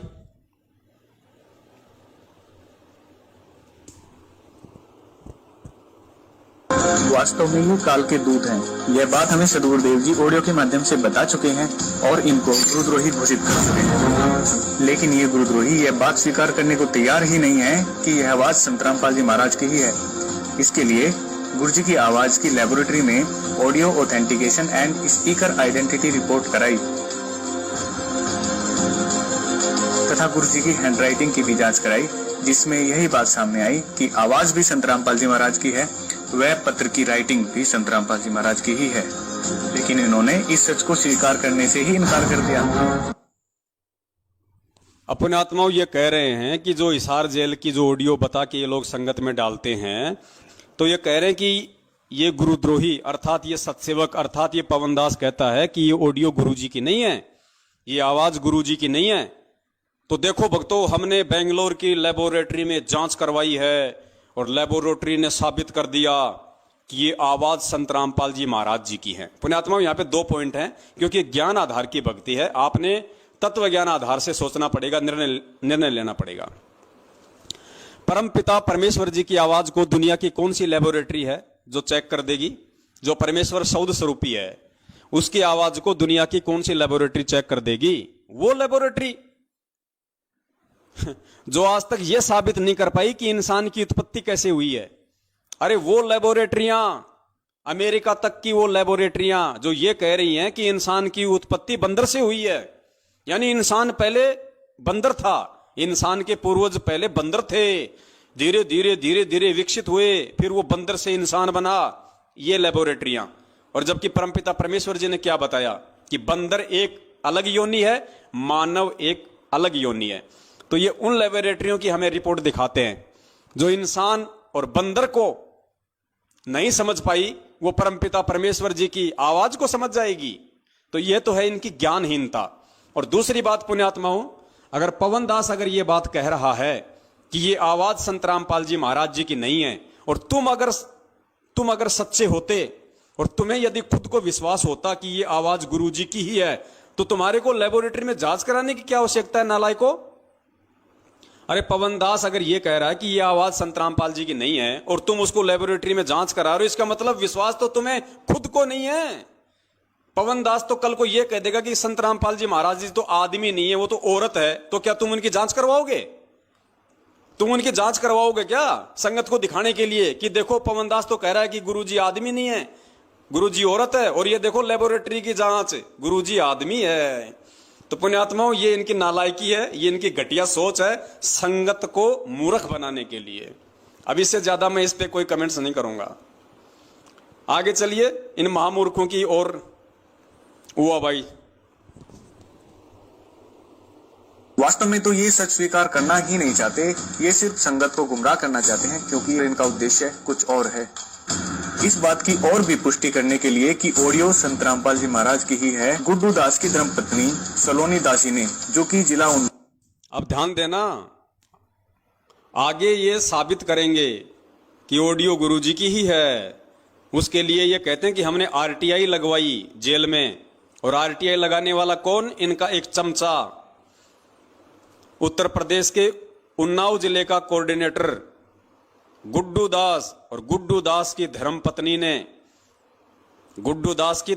ने, ये वीडियो में पता नहीं आपको साफ दिखाई देगा या नहीं देगा, गुड्डू दास की धर्मपत्नी ने आरटीआई लगाई ऑडियो के लिए, और ऑडियो का जवाब, उसका आरटीआई का जवाब क्या आया? पुण्यात्माओं, आपने छोटी छोटी चीजों को समझना पड़ेगा। अब दास आपको दिखाएगा, पहले आप ये सुनना पूरा। गुड्डू दास की धर्मपत्नी सलोनी दासी ने, जो कि जिला उन्नाव उत्तर प्रदेश की रहने वाली है, सलोनी दासी ने right to information act 2005 under the section 6(1) के तहत जानकारी प्राप्त की, जिसमें जानकारी कुछ इस तरह से मांगी गई और जवाब जिसमें जानकारी कुछ इस तरह से मांगी गई। अर्थात ये जो सलोनी दासी है, गुड्डू दास की पत्नी, इसने आरटीआई से जो सवाल किए थे, वो सवाल क्या थे? सवालों पे गौर करना आप। जो जानकारी मांगी गई वो कुछ इस प्रकार थी। किस प्रकार थी? ध्यान से सुनना। जानकारी कुछ इस तरह से मांगी गई और जवाब इस तरह से आए। पहला सवाल था कि क्या संत रामपाल जी महाराज को जेल नियमानुसार घर वालों से फोन पर बात करने की अनुमति है? पहला सवाल क्या था? क्या संत रामपाल जी महाराज को जेल से घर वालों से बातचीत करने की अनुमति है? ये नहीं लगाई, ये नहीं पूछा कि क्या संत रामपाल जी महाराज हिसार जेल से अपने घर वालों से बात करते हैं या नहीं, ये नहीं पूछा। क्या पूछा? क्या संत रामपाल जी महाराज जी को जेल से अपने घर वालों से बात करने की अनुमति है? तो अनुमति है या नहीं है, उसका जवाब आगे से आया कि अनुमति है। ध्यान से सुनना इनका सवाल पुण्यात्माओं, कैसे मूर्ख बनाते हैं ये लोग आपको। अगर ऑडियो हिसार जेल से आ रही है या गुरुजी की है तो इनको यह पूछना चाहिए था, क्या संत रामपाल जी महाराज जी हिसार जेल से अपने घर वालों से बात करते हैं? सवाल तो यह करना चाहिए था, लेकिन सवाल क्या किया इन्होंने? क्या संत रामपाल जी को हिसार जेल से अपने घर वालों से बातचीत करने की अनुमति है? तो उन्होंने बोल दिया हाँ साहब अनुमति है। कि क्या संत रामपाल जी महाराज को जेल नियमानुसार घर वालों से फोन पर बात करने की अनुमति है? जवाब आया हाँ। दूसरा सवाल था, अगर है तो कितने मिनट की अनुमति है? दूसरा सवाल क्या है? अगर अनुमति है तो कितने मिनट की है, मतलब जानकारी ली जा रही है। यह नहीं पूछा जा रहा कि कितनी मिनट बात करते हैं, यह नहीं पूछा कि कितनी मिनट बात करते हैं, यह पूछा कि कितनी मिनट बात करने की इजाजत है। तो वो तो कहेंगे भैया 5 मिनट की है इजाजत। सुनो, जवाब आया हाँ। दूसरा सवाल था, अगर है तो कितने मिनट की अनुमति है? जवाब आया 5 मिनट। तीसरा और आखिरी सवाल था कि महीने में कितने दिन बात करने की अनुमति है? तीसरा सवाल क्या किया कि महीने में उनको बात करने की कितने दिन की अनुमति है। यह नहीं पूछा कि वो महीने में कितने दिन बात करते हैं। अगर ये पूछ लेते तो असली जवाब आ जाता। वो कहते थे भैया कोई बातचीत नहीं होती है, कोई किसी प्रकार का उनका फोन वगैरह नहीं होता। लेकिन इन्होंने संगत को मूर्ख बनाने के लिए सवाल ही उस तरीके से पूछे हैं कि संगत के दिमाग में ये बात आएगी नहीं। अरे संगत के दिमाग में बात नहीं आएगी तो क्या परमात्मा के बच्चे भी संगत की तरह अंधे हैं? परमेश्वर ने किस लिए खड़ा किया हुआ है? तुम्हारे पाखंडों की, तुम्हारे षड्यंत्रों की पोल खोलने के लिए तो खड़ा किया हुआ है। तो पुण्यात्माओं, ये तो इनका सवाल जवाब का तरीका है आरटीआई का, ताकि संगत भी मूर्ख बनी रहे और सच्चाई भी सामने ना आ जाए। 5 मिनट। तीसरा और आखिरी सवाल था कि महीने में कितने दिन बात करने की अनुमति है? जवाब आया प्रतिदिन। भक्तों, इतना प्रमाण देखने के बाद भी अगर ये लोग सच को स्वीकार नहीं करते तो इनका दुर्भाग्य होगा। एक कहावत है कि सोए हुए को जगाया जा सकता है लेकिन जागे हुए को नहीं जगाया जा सकता। वही बात है, ये लोग जानबूझकर सच को स्वीकार नहीं करना चाहते और इनके द्वारा लगाई गई मैनेजमेंट पर सभी तरह के आरोप झूठे व निराधार साबित हुए। वही मैनेजमेंट जो करता है वो सदगुरुदेव जी की आज्ञा के अनुसार ही करता है और सब कुछ सदगुरुदेव जी की देखरेख के अनुसार ही होता है। हम इस वीडियो के माध्यम से मैनेजमेंट की तरफ से यही संदेश देना चाहेंगे कि मैनेजमेंट आपका शुभचिंतक है। मैनेजमेंट कभी नहीं चाहेगा कि आप अपने इस अनमोल मनुष्य जीवन को बर्बाद करो। आप बहुत गलत दिशा में जा रहे हो, वहाँ से वापस आइए, सदगुरुदेव जी से माफी मांग लीजिए तो बात बन सकती है, नहीं तो दूसरा कोई रास्ता ही नहीं है। शिष्य का कर्तव्य होता है कि हर हाल में सदगुरुदेव जी के आदेश का पालन करें। परमात्मा अपनी वाणी में बताते हैं, गुरु वचन निश्चय कर माने, पूरे गुरु की सेवा ठाने। सभी भक्तों को सत साहिब सदगुरुदेव संत रामपाल जी महाराज जी की जय हो। ज्ञान तो एक नंबर का झाड़ते हैं कि गुरुदेव जी से प्रार्थना कर लो, गुरुदेव जी से क्षमा याचना कर लो। अरे गुरुदेव जी से क्षमा याचना हम तो रोज करते हैं भैया, दिन में 24 बार करते हैं। संध्या आरती में क्षमा याचना तो है। अब तुम अगर संध्या आरती नहीं करते तो हमारी क्या गलती? संध्या आरती में वर्तमान की और जन्म जन्मांतरों की हमसे जो गलतियां हुई उनकी क्षमा याचनाएं तो है। तो हम सत्सेवक तो रोज करते हैं, जब संध्या आरती करते हैं, ध्यान से करते हैं, बैठ के करते हैं, तो हम तो रोज अपने परमपिता परमेश्वर जी से क्षमा याचना कर रहे हैं। अब तुम नहीं करते तो इसमें हमारी क्या गलती है? और अगर फिर भी अगर हमें क्षमा याचना मांगने की जरूरत है तो हम मांग लेंगे भैया, ऐसी कोई बड़ी बात नहीं है। अगर हम गलत हैं तो अपनी गलती स्वीकार करने को 100 बार तैयार हैं, लेकिन कम से कम एक बार एक बार भगत जी आपसे हाथ जोड़ के विनती है, वर्ल्ड कोऑर्डिनेटर देशराज को भी जरा थोड़ा सा ये संदेशा भिजवाइए कि भगत जी आपने जो भक्तों के मुंह में मूतने वाली बात कही है, भक्तों की बेटियों को कोठे पे बैठाने वाली जो बात कही है, आप भी जरा उसके लिए गुरुदेव जी से माफी मांग लीजिए। वो तेरा बाप अगर तेरे सिर पे अगर बंदूक तान के खड़ा ना हो जाए, आप अगर उसको ये कहोगे ना कि देशराज भगत जी आपने वो मुंह में मूतने वाली बात जो पवन दास को कही थी, आपको गुरुदेव जी से माफी मांगनी चाहिए। वो मेरे सासू के मेरे ससुरे के मैं तना मंगाऊं तना मैं माफी इधर 2 मिनट में तुम्हारा किया दरा कर देगा। उसके बाद में सुरेश दास धनाने वाला, गुरुजी के सगे चाचे का लड़का, जिसने मुझ पवन दास को कैसी कैसी मां की गालियां दी, उससे कहिए थोड़ा सा कि सुरेश भगत जी आपने जो पवन दास को मां बहन की गालियां दी है, आप उसके लिए थोड़ा गुरुजी से क्षमा याचना कर लीजिए। तो वो क्या कहेगा पता है? पिटेगा के तारू तेरा जाम जानता को नहीं मने जाम तारू तेरा, माफी मांग ले, क्यों कर माफी मांगो। तो उसके बाद में पुण्यात्माओं और कौन कौन है महापुरुष? हाँ, गेंडा स्वामी मध्य प्रदेश का स्टेट कोऑर्डिनेटर, 125 किलो वजनी, उसको कहिए कि विष्णु भगत जी आपने जो सन 2016 में जब पवन दास वहां पे लोगों को सच्चाई बताने के लिए गया और आप अपनी पूरी गुंडा टीम को लेके उसके ऊपर धावा बोल देते हैं, उसको लठों से मारते हैं, आप गुरुजी से क्षमा याचना कर लीजिए। तो वो क्या कहेगा? वो क्या कहेगा फिर? वो तो उसके सामने जाएगा तभी पता चलेगा वो क्या कहेगा। वो 5.5 किलो का हाथ जब तेरे ऊपर पड़ेगा ना मेरी तरह, जब तेरे समझ में आएगा उसको माफी मांगने के लिए बोलना चाहिए था कि नहीं बोलना चाहिए था। और एक वो अमित महेंद्र भगोड़े का सुपुत्र जो पवन दास को मां बहन की गालियां देता है, उसको बोलो कि अमित भगत जी आप भी जरा गुरुजी से माफी मांग लो। वो कहेगा मेरी सासू के तेरी नाशा न तोड़ूंगा, मेरी सासू के तेरी नाशा न तोड़ूंगा। तब आपको पता चलेगा भगत जी माफी मांगना क्या होता है। और सत्सेवकों को चाहे गाड़ी निकाल दो, चाहे सत्सेवकों के तुम चाहे लठ मार दो, चाहे सत्सेवकों को कुछ भी बोल दो, बेचारे सुन लेते हैं, गाय हैं बेचारे परमात्मा की। क्या करे भाई, हमें परमेश्वर ने बांध रखा है अपने ज्ञान रूपी जंजीरों में, लेकिन ये तो खुले सांड हैं, इनको बोल के देखना कभी। और भी बहुत सारे लोग हैं, कितनों के नाम गिनाए। तो पुण्यात्माओं, और एक वो झांसी की रानी, जोधपुर की रानी, राजस्थान के स्टेट कोऑर्डिनेटर प्रकाश माली की धर्मपत्नी अनु देवी, उसको भी बोलो कि बहन जी आपने जो 450 किलोमीटर दूर जो मुकेश भगत जी जयपुर वाले बैठे हुए थे और आपसे बात कर रहे थे और आप सारनाम प्राप्त करके अपने भाई के ऊपर ये झूठा इल्जाम लगा रही है कि मैं पुलिस में तेरी कंप्लेंट कर दूंगी कि तू मुझे घर पे आके छेड़ता है, पड़ोसियों से मैं तेरी गवाही दिलवा दूंगी। तो बहन जी आप भी गुरुजी से क्षमा याचना कर लो। वो क्या कहेगी? हैं? वो क्या कहेगी?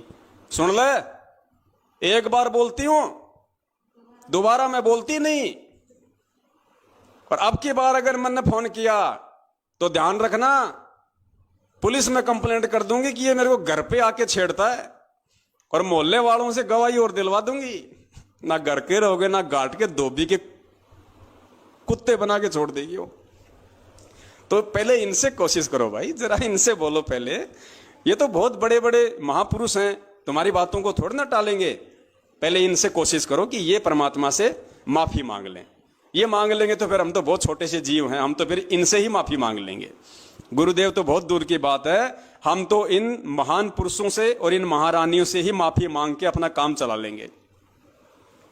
तो पुण्यात्माओं, ये है इन लोगों का घटिया चरित्र, इनका दोगला चरित्र। यानी कहने का मतलब ये है पुण्यात्माओं, ये जो साध संगति का जो प्रोग्राम बंदी छोड़ सतगुरु रामपाल जी महाराज जी के आशीर्वाद से चल रहा है, ये पुण्यात्माओं इसका मकसद एक ही है। वो परमात्मा ये समझाना चाहता है कि नालायकों, अगर तुम मेरे ज्ञान से नहीं समझ पाए, कम से कम तुम मेरे सत्संगों से नहीं समझ पाए, अरे कम से कम इस साध संगति के माध्यम से तुम्हारी आंखों के सामने जो प्रमाण दिखाए जा रहे हैं, जो सबूत दिखाए जा रहे हैं, कम से कम इनसे तो अब तुम समझो।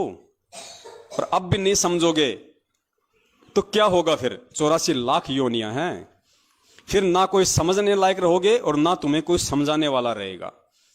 ऐसी स्थिति में लाके काल भगवान खड़ा कर देगा, ना घर का ना घाट का धोबी का कुत्ता बना के छोड़ देगा। तो पुण्यात्माओं, ये बहुत ही गहन चिंतन की बातें हैं और परमेश्वर ने एक बहुत ही अच्छा मौका दिया है भगत समाज को अपनी गलतियां सुधार करने का। अगर कोई गलतियां भी कर चुका है तो भी अब आज उसके पास में समय है, जब तक परमात्मा धरती पे है तब तक उसके पास में समय है कि वो परमेश्वर से क्षमा याचना मांग ले, परमेश्वर से माफी मांग ले और अपनी जो क्रिया हैं उनको सुधार ले, अपने चरित्र में, अपने आचरण में, अपने व्यवहार में वो तब्दीली लेके आए और एक सभ्य भगत होकर उस परमपिता परमेश्वर को दिखाए, ताकि वो परमात्मा खुश हो, वो प्रसन्न हो और तुम्हें जाते जाते भक्ति का आशीर्वाद देके चला जाए।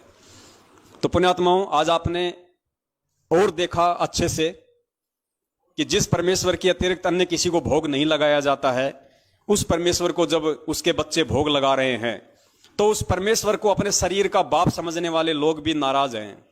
वो भी नहीं चाहते कि कोई हमारे बाप का भोग लगाए। ऐसे घटिया मानसिकता पुण्यात्माओं, मैं तो ये कहता हूं जानवर की भी नहीं हो सकती, जबकि वो तो मानव देह में है। और पुण्यात्माओं, ये इतने घटिया थे, ये आज ही नहीं है, ये लोग पहले भी इतने ही घटिया थे, ये लोग पहले भी इतने ही गिरे हुए चरित्र के थे, इन लोगों के पहले भी ऐसे ही मलिन विचार थे। इसका सबसे बड़ा आपको देते हैं प्रमाण, 2008 का ये सत्संग है परमपिता परमेश्वर सतगुरु रामपाल जी महाराज जी का। इस 2008 के सत्संग में गुरुदेव जी ने स्पष्ट कहा है, सार्वजनिक तौर पे, किसी दो व्यक्तियों के बीच में नहीं कहा, पूरी संगत को परमात्मा ने आदेशित किया, पूरी संगत को परमेश्वर ने हकीकत बताई कि उनके जो बेटा बेटी हैं उनका कैसा व्यवहार है, उनके कैसा उनका चाल चलन है। खुद गुरुजी कह रहे हैं, और गुरुजी उनको 1995 में ही त्याग चुके हैं। गुरुजी उस कलयुगी परिवार को 1995 में ही त्याग चुके हैं और 2013 में गुरुजी ने अपने डॉक्यूमेंट्स में, अपने राशन कार्ड में भी सभी परिवार वालों को बाहर निकाल फेंका। 2013 का गुरुजी का जो नया राशन कार्ड था, दास ने व्हाट्सएप पे सभी को डाला हुआ है, जिसमें मात्र एक सतगुरुदेव जी का ही नाम है, बाकी गुरुजी ने सबकी एंट्री हटवा दी। यानी गुरुजी ने अपने से तो छोड़िए, अपने डॉक्यूमेंट से भी उन नालायकों को पहले से ही दूर कर रखा है, उनकी मनवस और घटिया हरकतों को देखते हुए। उसके बावजूद भी गुरुजी ने सत्संग में भी ये बात बोलनी पड़ी, ताकि संगत आगे चल के उनके षड्यंत्रों में ना फंसे, संगत आगे चल के उनको गुरुजी का बेटा बेटी, भाई बंधु, रिश्तेदार या जवाई समझ के उनके झांसे में ना आए और केवल ज्ञान को ही आधार बनाए। इसलिए गुरुजी ने बरवाला कांड से 6 साल पहले 2008 में ही सत्संग में स्पष्ट बोल दिया अपने बेटे बेटियों के विषय में। गुरुजी ने क्या कहा कि इस दास के 4 बेटा बेटी थी। पुण्यात्माओं, होने को तो वो आज भी हैं, होने को तो चारों के चारों आज भी इसी पृथ्वी पे हैं, जिंदा हैं। लेकिन गुरुजी ने 2008 में क्या कहा, परमेश्वर के शब्दों पे ध्यान देना। गुरुदेव ने ये नहीं कहा कि इस दास के शरीर के 4 बेटा बेटी हैं, ये नहीं कहा। गुरुजी ने कहा इस दास के 4 बेटा बेटी थे। पुण्यात्माओं, ये थे शब्द ध्यान रखो। परमेश्वर ने कहा कि थे, यानी अब नहीं है, यानी मैं उनका परित्याग कर चुका हूं, मैं उनको छोड़ चुका हूं। वो उस लायक नहीं है कि मैं उनको कहूं कि हैं। सुनिए परमपिता परमेश्वर जी के मुख कमल से। इस दास के 4 संतान, 2 लड़के 2 लड़की थी। इस दास के 4 संतान, 2 लड़के 2 लड़कियां थी। लास्ट में ध्यान रखना, परमेश्वर बोल रहे थी। इस दास के 4 संतान, 2 लड़के 2 लड़की थी। यदि ये दास उन्हीं में उलझ रह जाता, अब मुझे पता हुआ मेरी कितनी की खातिरदारी करूं, खूब पता है मुझे वो क्या नेचर है उनका, कैसा उनका स्वभाव। गुरुजी स्पष्ट कह रहे हैं कि मुझे अच्छे से पता था कि क्या उनका नेचर है और कैसी वो मेरी खातिरदारी करते, अर्थात आगे चल के वो मेरे साथ में कैसा व्यवहार करते। और पुण्यात्मा, वो व्यवहार इन लोगों ने बरवाला कांड में दिखा दिया, अपना घटिया व्यवहार अपने बाप के साथ और वो व्यवहार पिछले 7 साल से आज ये संगत को दिखा रहे हैं कि हम कितना अपने गुरुदेव की, अपने बाप की इज्जत करना जानते हैं। ध्यान से सुनो, परमेश्वर कह रहे हैं इतनी बड़ी बात पुण्यात्माओं कौन बोल सकता है? अगर गुरुदेव बोल रहे हैं तो बहुत बड़ा रहस्य है इसमें। अपने बच्चों के लिए कोई नहीं बोल सकता ऐसे सार्वजनिक, लेकिन परमेश्वर ने सार्वजनिक बोलना पड़ा क्योंकि मालिक अंतर्यामी थे। उनको पता था कि आगे चल के बरवाला कांड होगा और इन्हीं नालायकों की वजह से होगा, और बरवाला कांड के बाद में मेरे बच्चों को काल के हत्या चढ़ाया जाएगा, इन्हीं नालायकों के द्वारा चढ़ाया जाएगा। और आज जिस प्रकार से उसने हमारी सत्सेवक बहन कमला दासी की,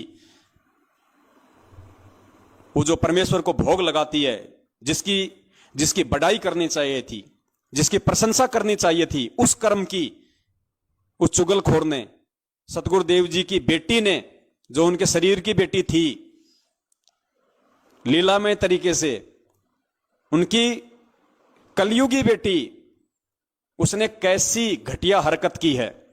उसी परमेश्वर से प्रार्थना लगा दी, शिकायत कर दी, जिस परमेश्वर का उसकी बेटी भोग लगा रही है। तो पुण्यात्माओं, सतगुरु रामपाल जी महाराज जी की असल मायने में असली बेटी कौन हुई?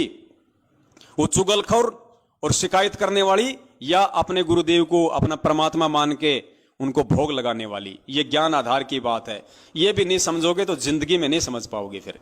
तो सुनो, पूज्य गुरुदेव जी खुद कह रहे हैं उसी मंजू के लिए और उसी अपने बेटों के लिए कि इस दास के 4 संतान थी, 2 लड़के 2 लड़की, और दास को अच्छे से पता है कि वो मेरी कैसी खातिरदारी करते, क्या उनका नेचर है, क्या उनका व्यवहार है।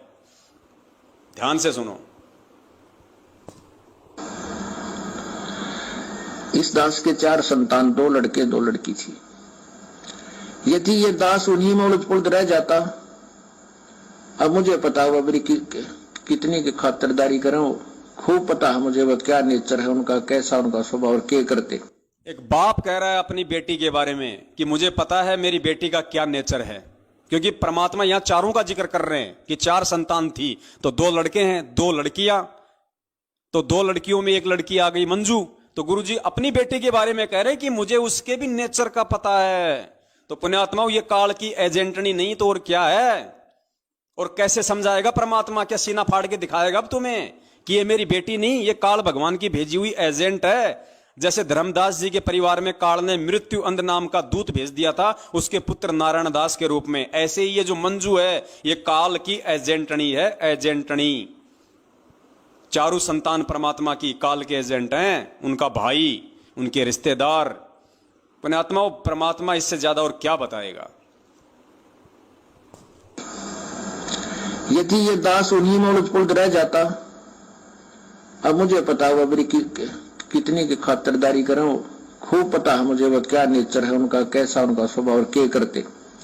अब परमात्मा के चरणों में आया हूं, मेरे लाखों चेले बेटा बेटी हो गए। अब एक को कहता हूं जल जाना, 10 खड़े हो जाते हैं।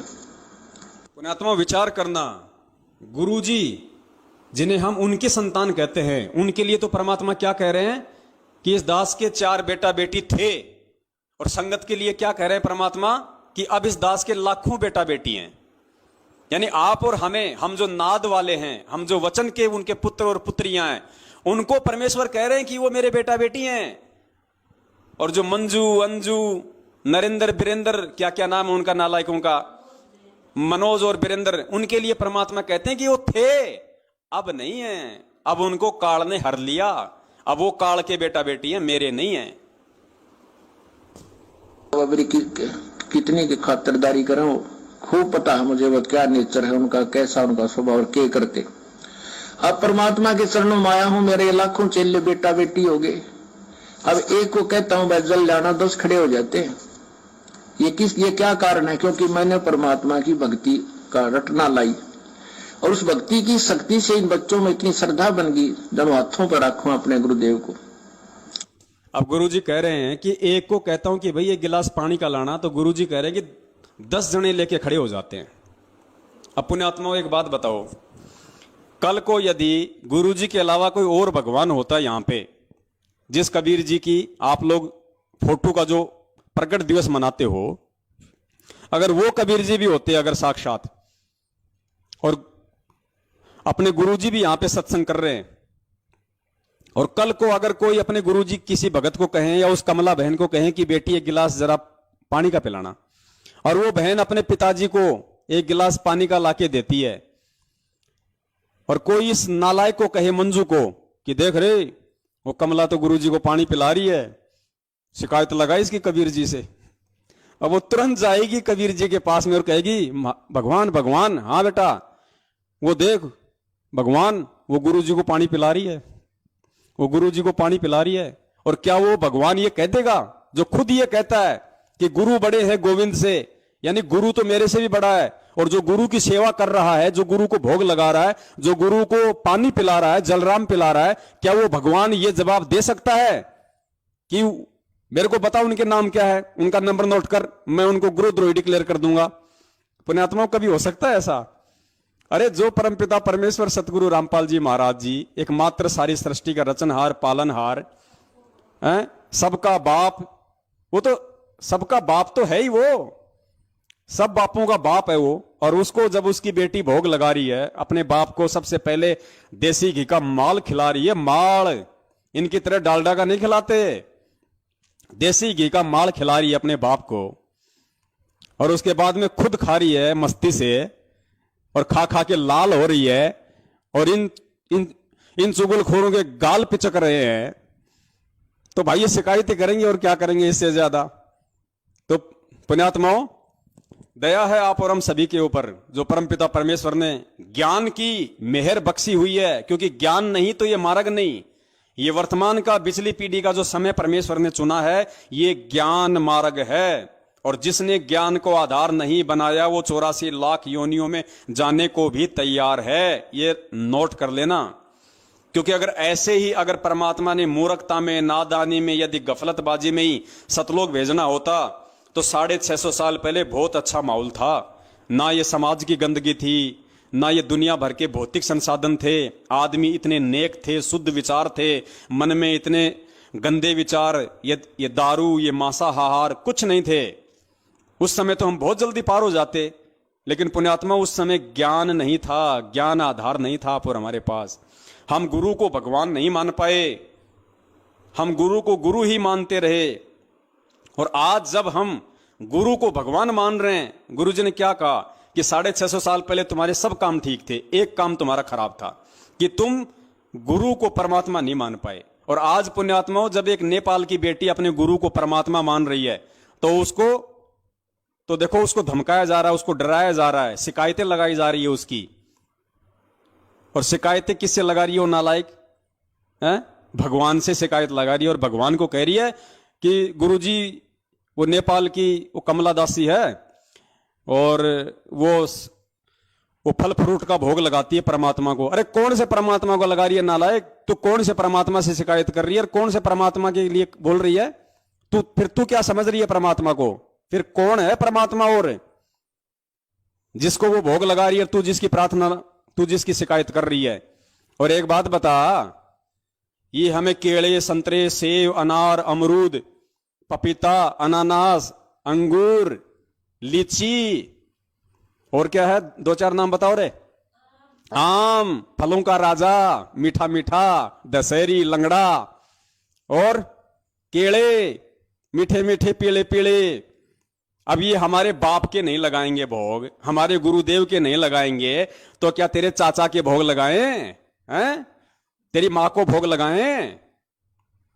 ये तो परमेश्वर ने दिए हैं हमें, और परमेश्वर को ही इनका भोग लगेगा। सबसे पहले इनको चखने का अधिकारी परमपिता परमेश्वर सतगुरु रामपाल जी महाराज ही है, और उन्हीं को लगाएंगे। और लगा के देखो नालायकों, एक बार कभी जिंदगी में एक बार अपनी शुद्ध आत्मा से उनको परमात्मा मान के, और कभी उनको भोग लगा के देखो, एक बार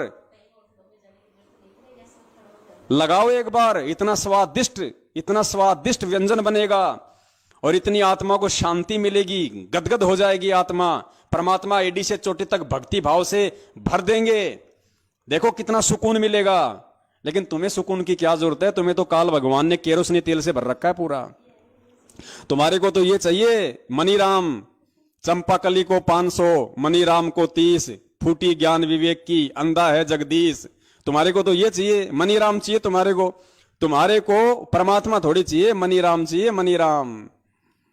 तो हमें तो भाई परमात्मा चाहिए, और परमात्मा जिस विधि से खुश होगा, अगर परमात्मा हमारे नाचने से खुश होगा तो हम नाचेंगे उस परमात्मा को रिझाने के लिए। अगर परमात्मा भोग लगाने से प्रसन्न होगा तो परमेश्वर को एक से एक बढ़ के व्यंजनों का भोग लगाएंगे, एक से एक बढ़िया से बढ़िया स्वादिष्ट और महंगे से महंगे फलों का भोग लगाएंगे। जिस विधि से परमात्मा प्रसन्न होगा उस विधि से आज हम परमात्मा को प्रसन्न करने में कोई कसर नहीं छोड़ेंगे। तो पुण्यात्माओं, जिसको जैसा समय मिले, चाहे सप्ताह में या महीने में एक बार, जरूर अपने बंदी छोड़ को भोग लगाओ सतगुरु रामपाल जी महाराज जी को देसी घी के हलवे का।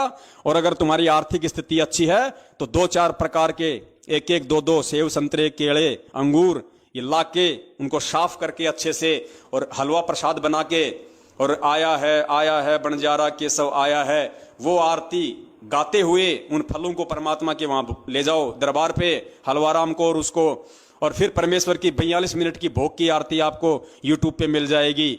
आराम से गाओ पुण्यात्माओं, कितना आनंद आएगा, एक अलग ही अनुभूति होगी। परमात्मा सदैव अपने साथ में रहेंगे।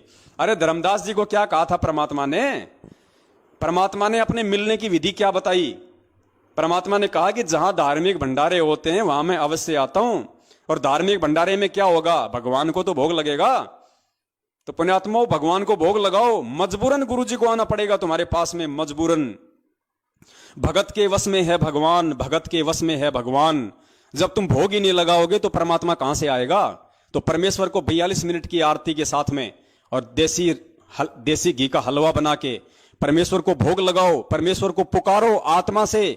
मजबूरन उस भगवान को तुम्हारे घर पे आना पड़ेगा किसी भी रूप में, चाहे सूक्ष्म रूप में आओ, चाहे प्रत्यक्ष में आओ, किसी भी रूप में आओ, वो परमात्मा, क्योंकि उसका विधान है जहां धार्मिक भंडारे होते हैं वहां भगवान को आना पड़ता है। तो गुरुदेव को अपने घर पे बुलाने का एक और सर्वश्रेष्ठ ये माध्यम है।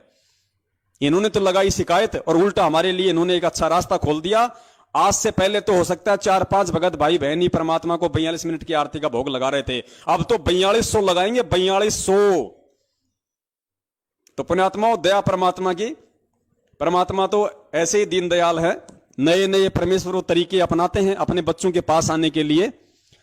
तो पुण्यात्माओं, आज का जो लाइव साध संगति का कार्यक्रम है हम यहीं पे इसको विराम देते हैं।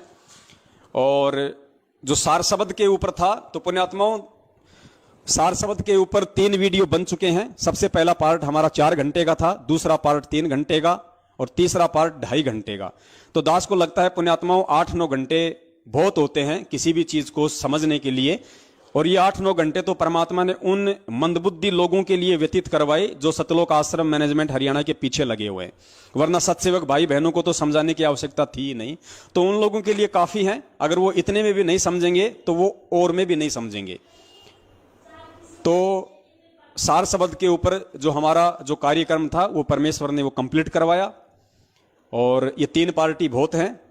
आज परमपिता परमेश्वर जी ने, ये सतलोक आश्रम मैनेजमेंट हरियाणा वालों ने जो ये घटिया से घटिया जो ये शिकायत लगाई है, ये इनकी मंद बुद्धि को, इनकी घटिया मानसिकता को दर्शाती है। इनसे गिरा हुआ इंसान कोई धरती पे नहीं हो सकता। और इन्होंने जो वीडियो बनाया था गुरुद्रोहियों का पर्दाफाश, तो वास्तव में असली गुरुद्रोही कौन है और आज उसका असली पर्दाफाश यदि किसी ने किया है तो परमेश्वर के सत्सेवक बच्चों ने किया है। आपको वास्तविकता से रूबरू करवाया है कि असली षड्यंत्रकारी कौन है। तो पुण्यात्माओं, कल अगर परमात्मा दया करेंगे तो हम एक नए टॉपिक के साथ में, क्योंकि एक हमारा जो टॉपिक है वो छूटा हुआ है कि बहुत सारे भगत भाई बहन ऐसे हैं जो अपने परिवार में विरोध के चलते ढंग से भक्ति नहीं कर पा रहे हैं। उनके मन में तरह तरह के विचार उत्पन्न होते हैं कि मैं घर छोड़ के भग जाऊं, बाल बच्चों को छोड़ के कहीं दूर चला जाऊं, कहीं मकान ले लूं, वहां मैं अपनी भक्ति करूं। ये रोज यहाँ पे जग करते हैं, ढंग से आरती नहीं करने देते, तरह तरह की टेंशन देते हैं। तो हो सकता है अगर परमेश्वर की दया हुई तो दास कल दिन में एक मैसेज डाल देगा, अगर रात को 8 बजे हम लाइव आएंगे तो। अन्यथा फिर हम संडे को ही लाइव आएंगे। और हमारा जो एक बहुत ही महत्वपूर्ण जो टॉपिक था नित्य नियम का सरलार्थ, उसका केवल अभी तक हम एक ही पार्ट बना पाए हैं। अगर परमेश्वर दया करेंगे तो अगला जो संडे आएगा उसको हम नित्य नियम यानी भक्ति बोध का जो सरलार्थ है उसके दूसरे पार्ट की तरफ हम आगे बढ़ेंगे। तब तक के लिए दास आप सभी भाई बहनों से विराम चाहता है। और एक और दास आपको न्यूज देना चाहता था परमपिता परमेश्वर जी के आशीर्वाद से। दास ने भी अपनी झोपड़ी पे जो किराए की झोपड़ी है उस पे भगत समाज की ज्योतियां जलानी शुरू कर दी है। पिछले 4 दिन से दास के मकान पे भी भगत समाज की जो ज्योति हवन है वो परमात्मा ने शुरू करवा दिया है। ऑलरेडी उससे पहले महीना भर हो गया जयपुर में अपने कजोड़ भगत जी के घर पे ज्योतियां जल रही हैं। और हमारी जो सतसेवक बहन है निशा उत्तर प्रदेश के फरुखाबाद से, वहां भी परमेश्वर ने 5 ज्योतियों की दया बख्शी हुई है। तो 3 ज्योतियां भगत समाज की अलग अलग जगह पे परमेश्वर ने हवन यज्ञ के रूप में शुरू करवा रखी हैं। और पुण्यात्मा विश्वास रखना, एक भी पैसा आप लोगों का, ये हम पहले से बोलते आ रहे हैं, आपको आज भी बोल रहे हैं और आगे भी हमारे यही वचन रहेंगे। चाहे आप लोगों का, चाहे वो 10वें अंश का पैसा हो, चाहे दान का हो या चाहे आपके ज्योति हवन का हो, पुण्यात्माओं 100पन में भी कभी मत सोचना कि आपके उस पैसे का 1 पैसे का 100वां हिस्सा भी इधर उधर हो जाएगा। पुण्यात्माओं अब गलतियां नहीं हो सकती। अब परमेश्वर के विधान के खिलाफ उनके सतसेवक बच्चे नहीं चलेंगे। चाहे किसी परिस्थितिवश चाहे मांग के खाना पड़ जाए, लेकिन आप लोगों का जो सेवा राशि है, आप लोगों की जो सहयोग राशि है, आप लोगों का जो ज्योति का पैसा है, उसमें से पुण्यात्माओं 1 रुपए का 100वां अंश भी इधर उधर नहीं हो सकता। देखने वाला परमात्मा है, इससे ज्यादा हम आपको विश्वास नहीं दिला सकते। और ये आपकी अंतरात्मा स्वीकार करेगी इस चीज को कि हम जो कह रहे हैं वो सत्य है या उसमें कुछ मिलावट है। तो पुण्यात्माओं वैसे और तो कोई ज्यादा खर्च हो नहीं रहा। जिन जिन भगत भाई बहनों ने अपनी सेवा जो लिखवाई थी, दान की, 10वें अंश की या उधार की, उनमें से सिर्फ 2 या 3 भाइयों के अलावा किसी की सेवा नहीं लगी है। सबके पास अपना पैसा सुरक्षित है, सबके पास अपना पैसा सुरक्षित है। सिर्फ 2 या 3 भाइयों की सेवा लगी है, मुश्किल से 2 या 3 भाइयों की। इसके अलावा किसी से और कोई पैसा नहीं मंगवाया गया है। और एक हमारी जो ममता रावत नाम से बहन है, मैं नहीं जानता कहां से है बहन, आप सबको पता है, जिसने अपना सोना बेच के और दास को 92,000 रुपए भेजे, उस बहन की सेवा लग रही है लगातार। उस बहन ने जबरदस्ती पैसे डाल दिए तो परमेश्वर ने दया कर दी। 92,000 रुपए उसने डाले थे। और पुण्यात्माओं ये जो मैसेज जो सेवा है, ये जो मिस कॉल वाली जो सेवा है, जो भगत समाज के हमारे पास में नंबर आ रहे हैं बहुत ज्यादा तादाद में, और जिनको बल्क मैसेज के माध्यम से आप लोगों के डायरेक्ट मोबाइल के इनबॉक्स में जो मैसेज आ रहा है, तो बहुत सारे नंबरों पे वो भेजने पड़ते हैं। एक बार भेजने का तकरीबन 2 से 2,500 हजार का हमारे मतलब खर्चा आ रहा है, क्योंकि काफी नंबर हो गए। 17 पैसे एक मैसेज के लगते हैं, तो कम से कम 2-2,500 हजार रुपए एक बार मैसेज भेजने के लगते हैं। तो दिन में मान लीजिए जैसे कभी कभार तो 2 मैसेज भी हम लोग भेज देते हैं, कभी कभार 3 भेज देते हैं, कभी कभार 1 मैसेज भी भेजते हैं।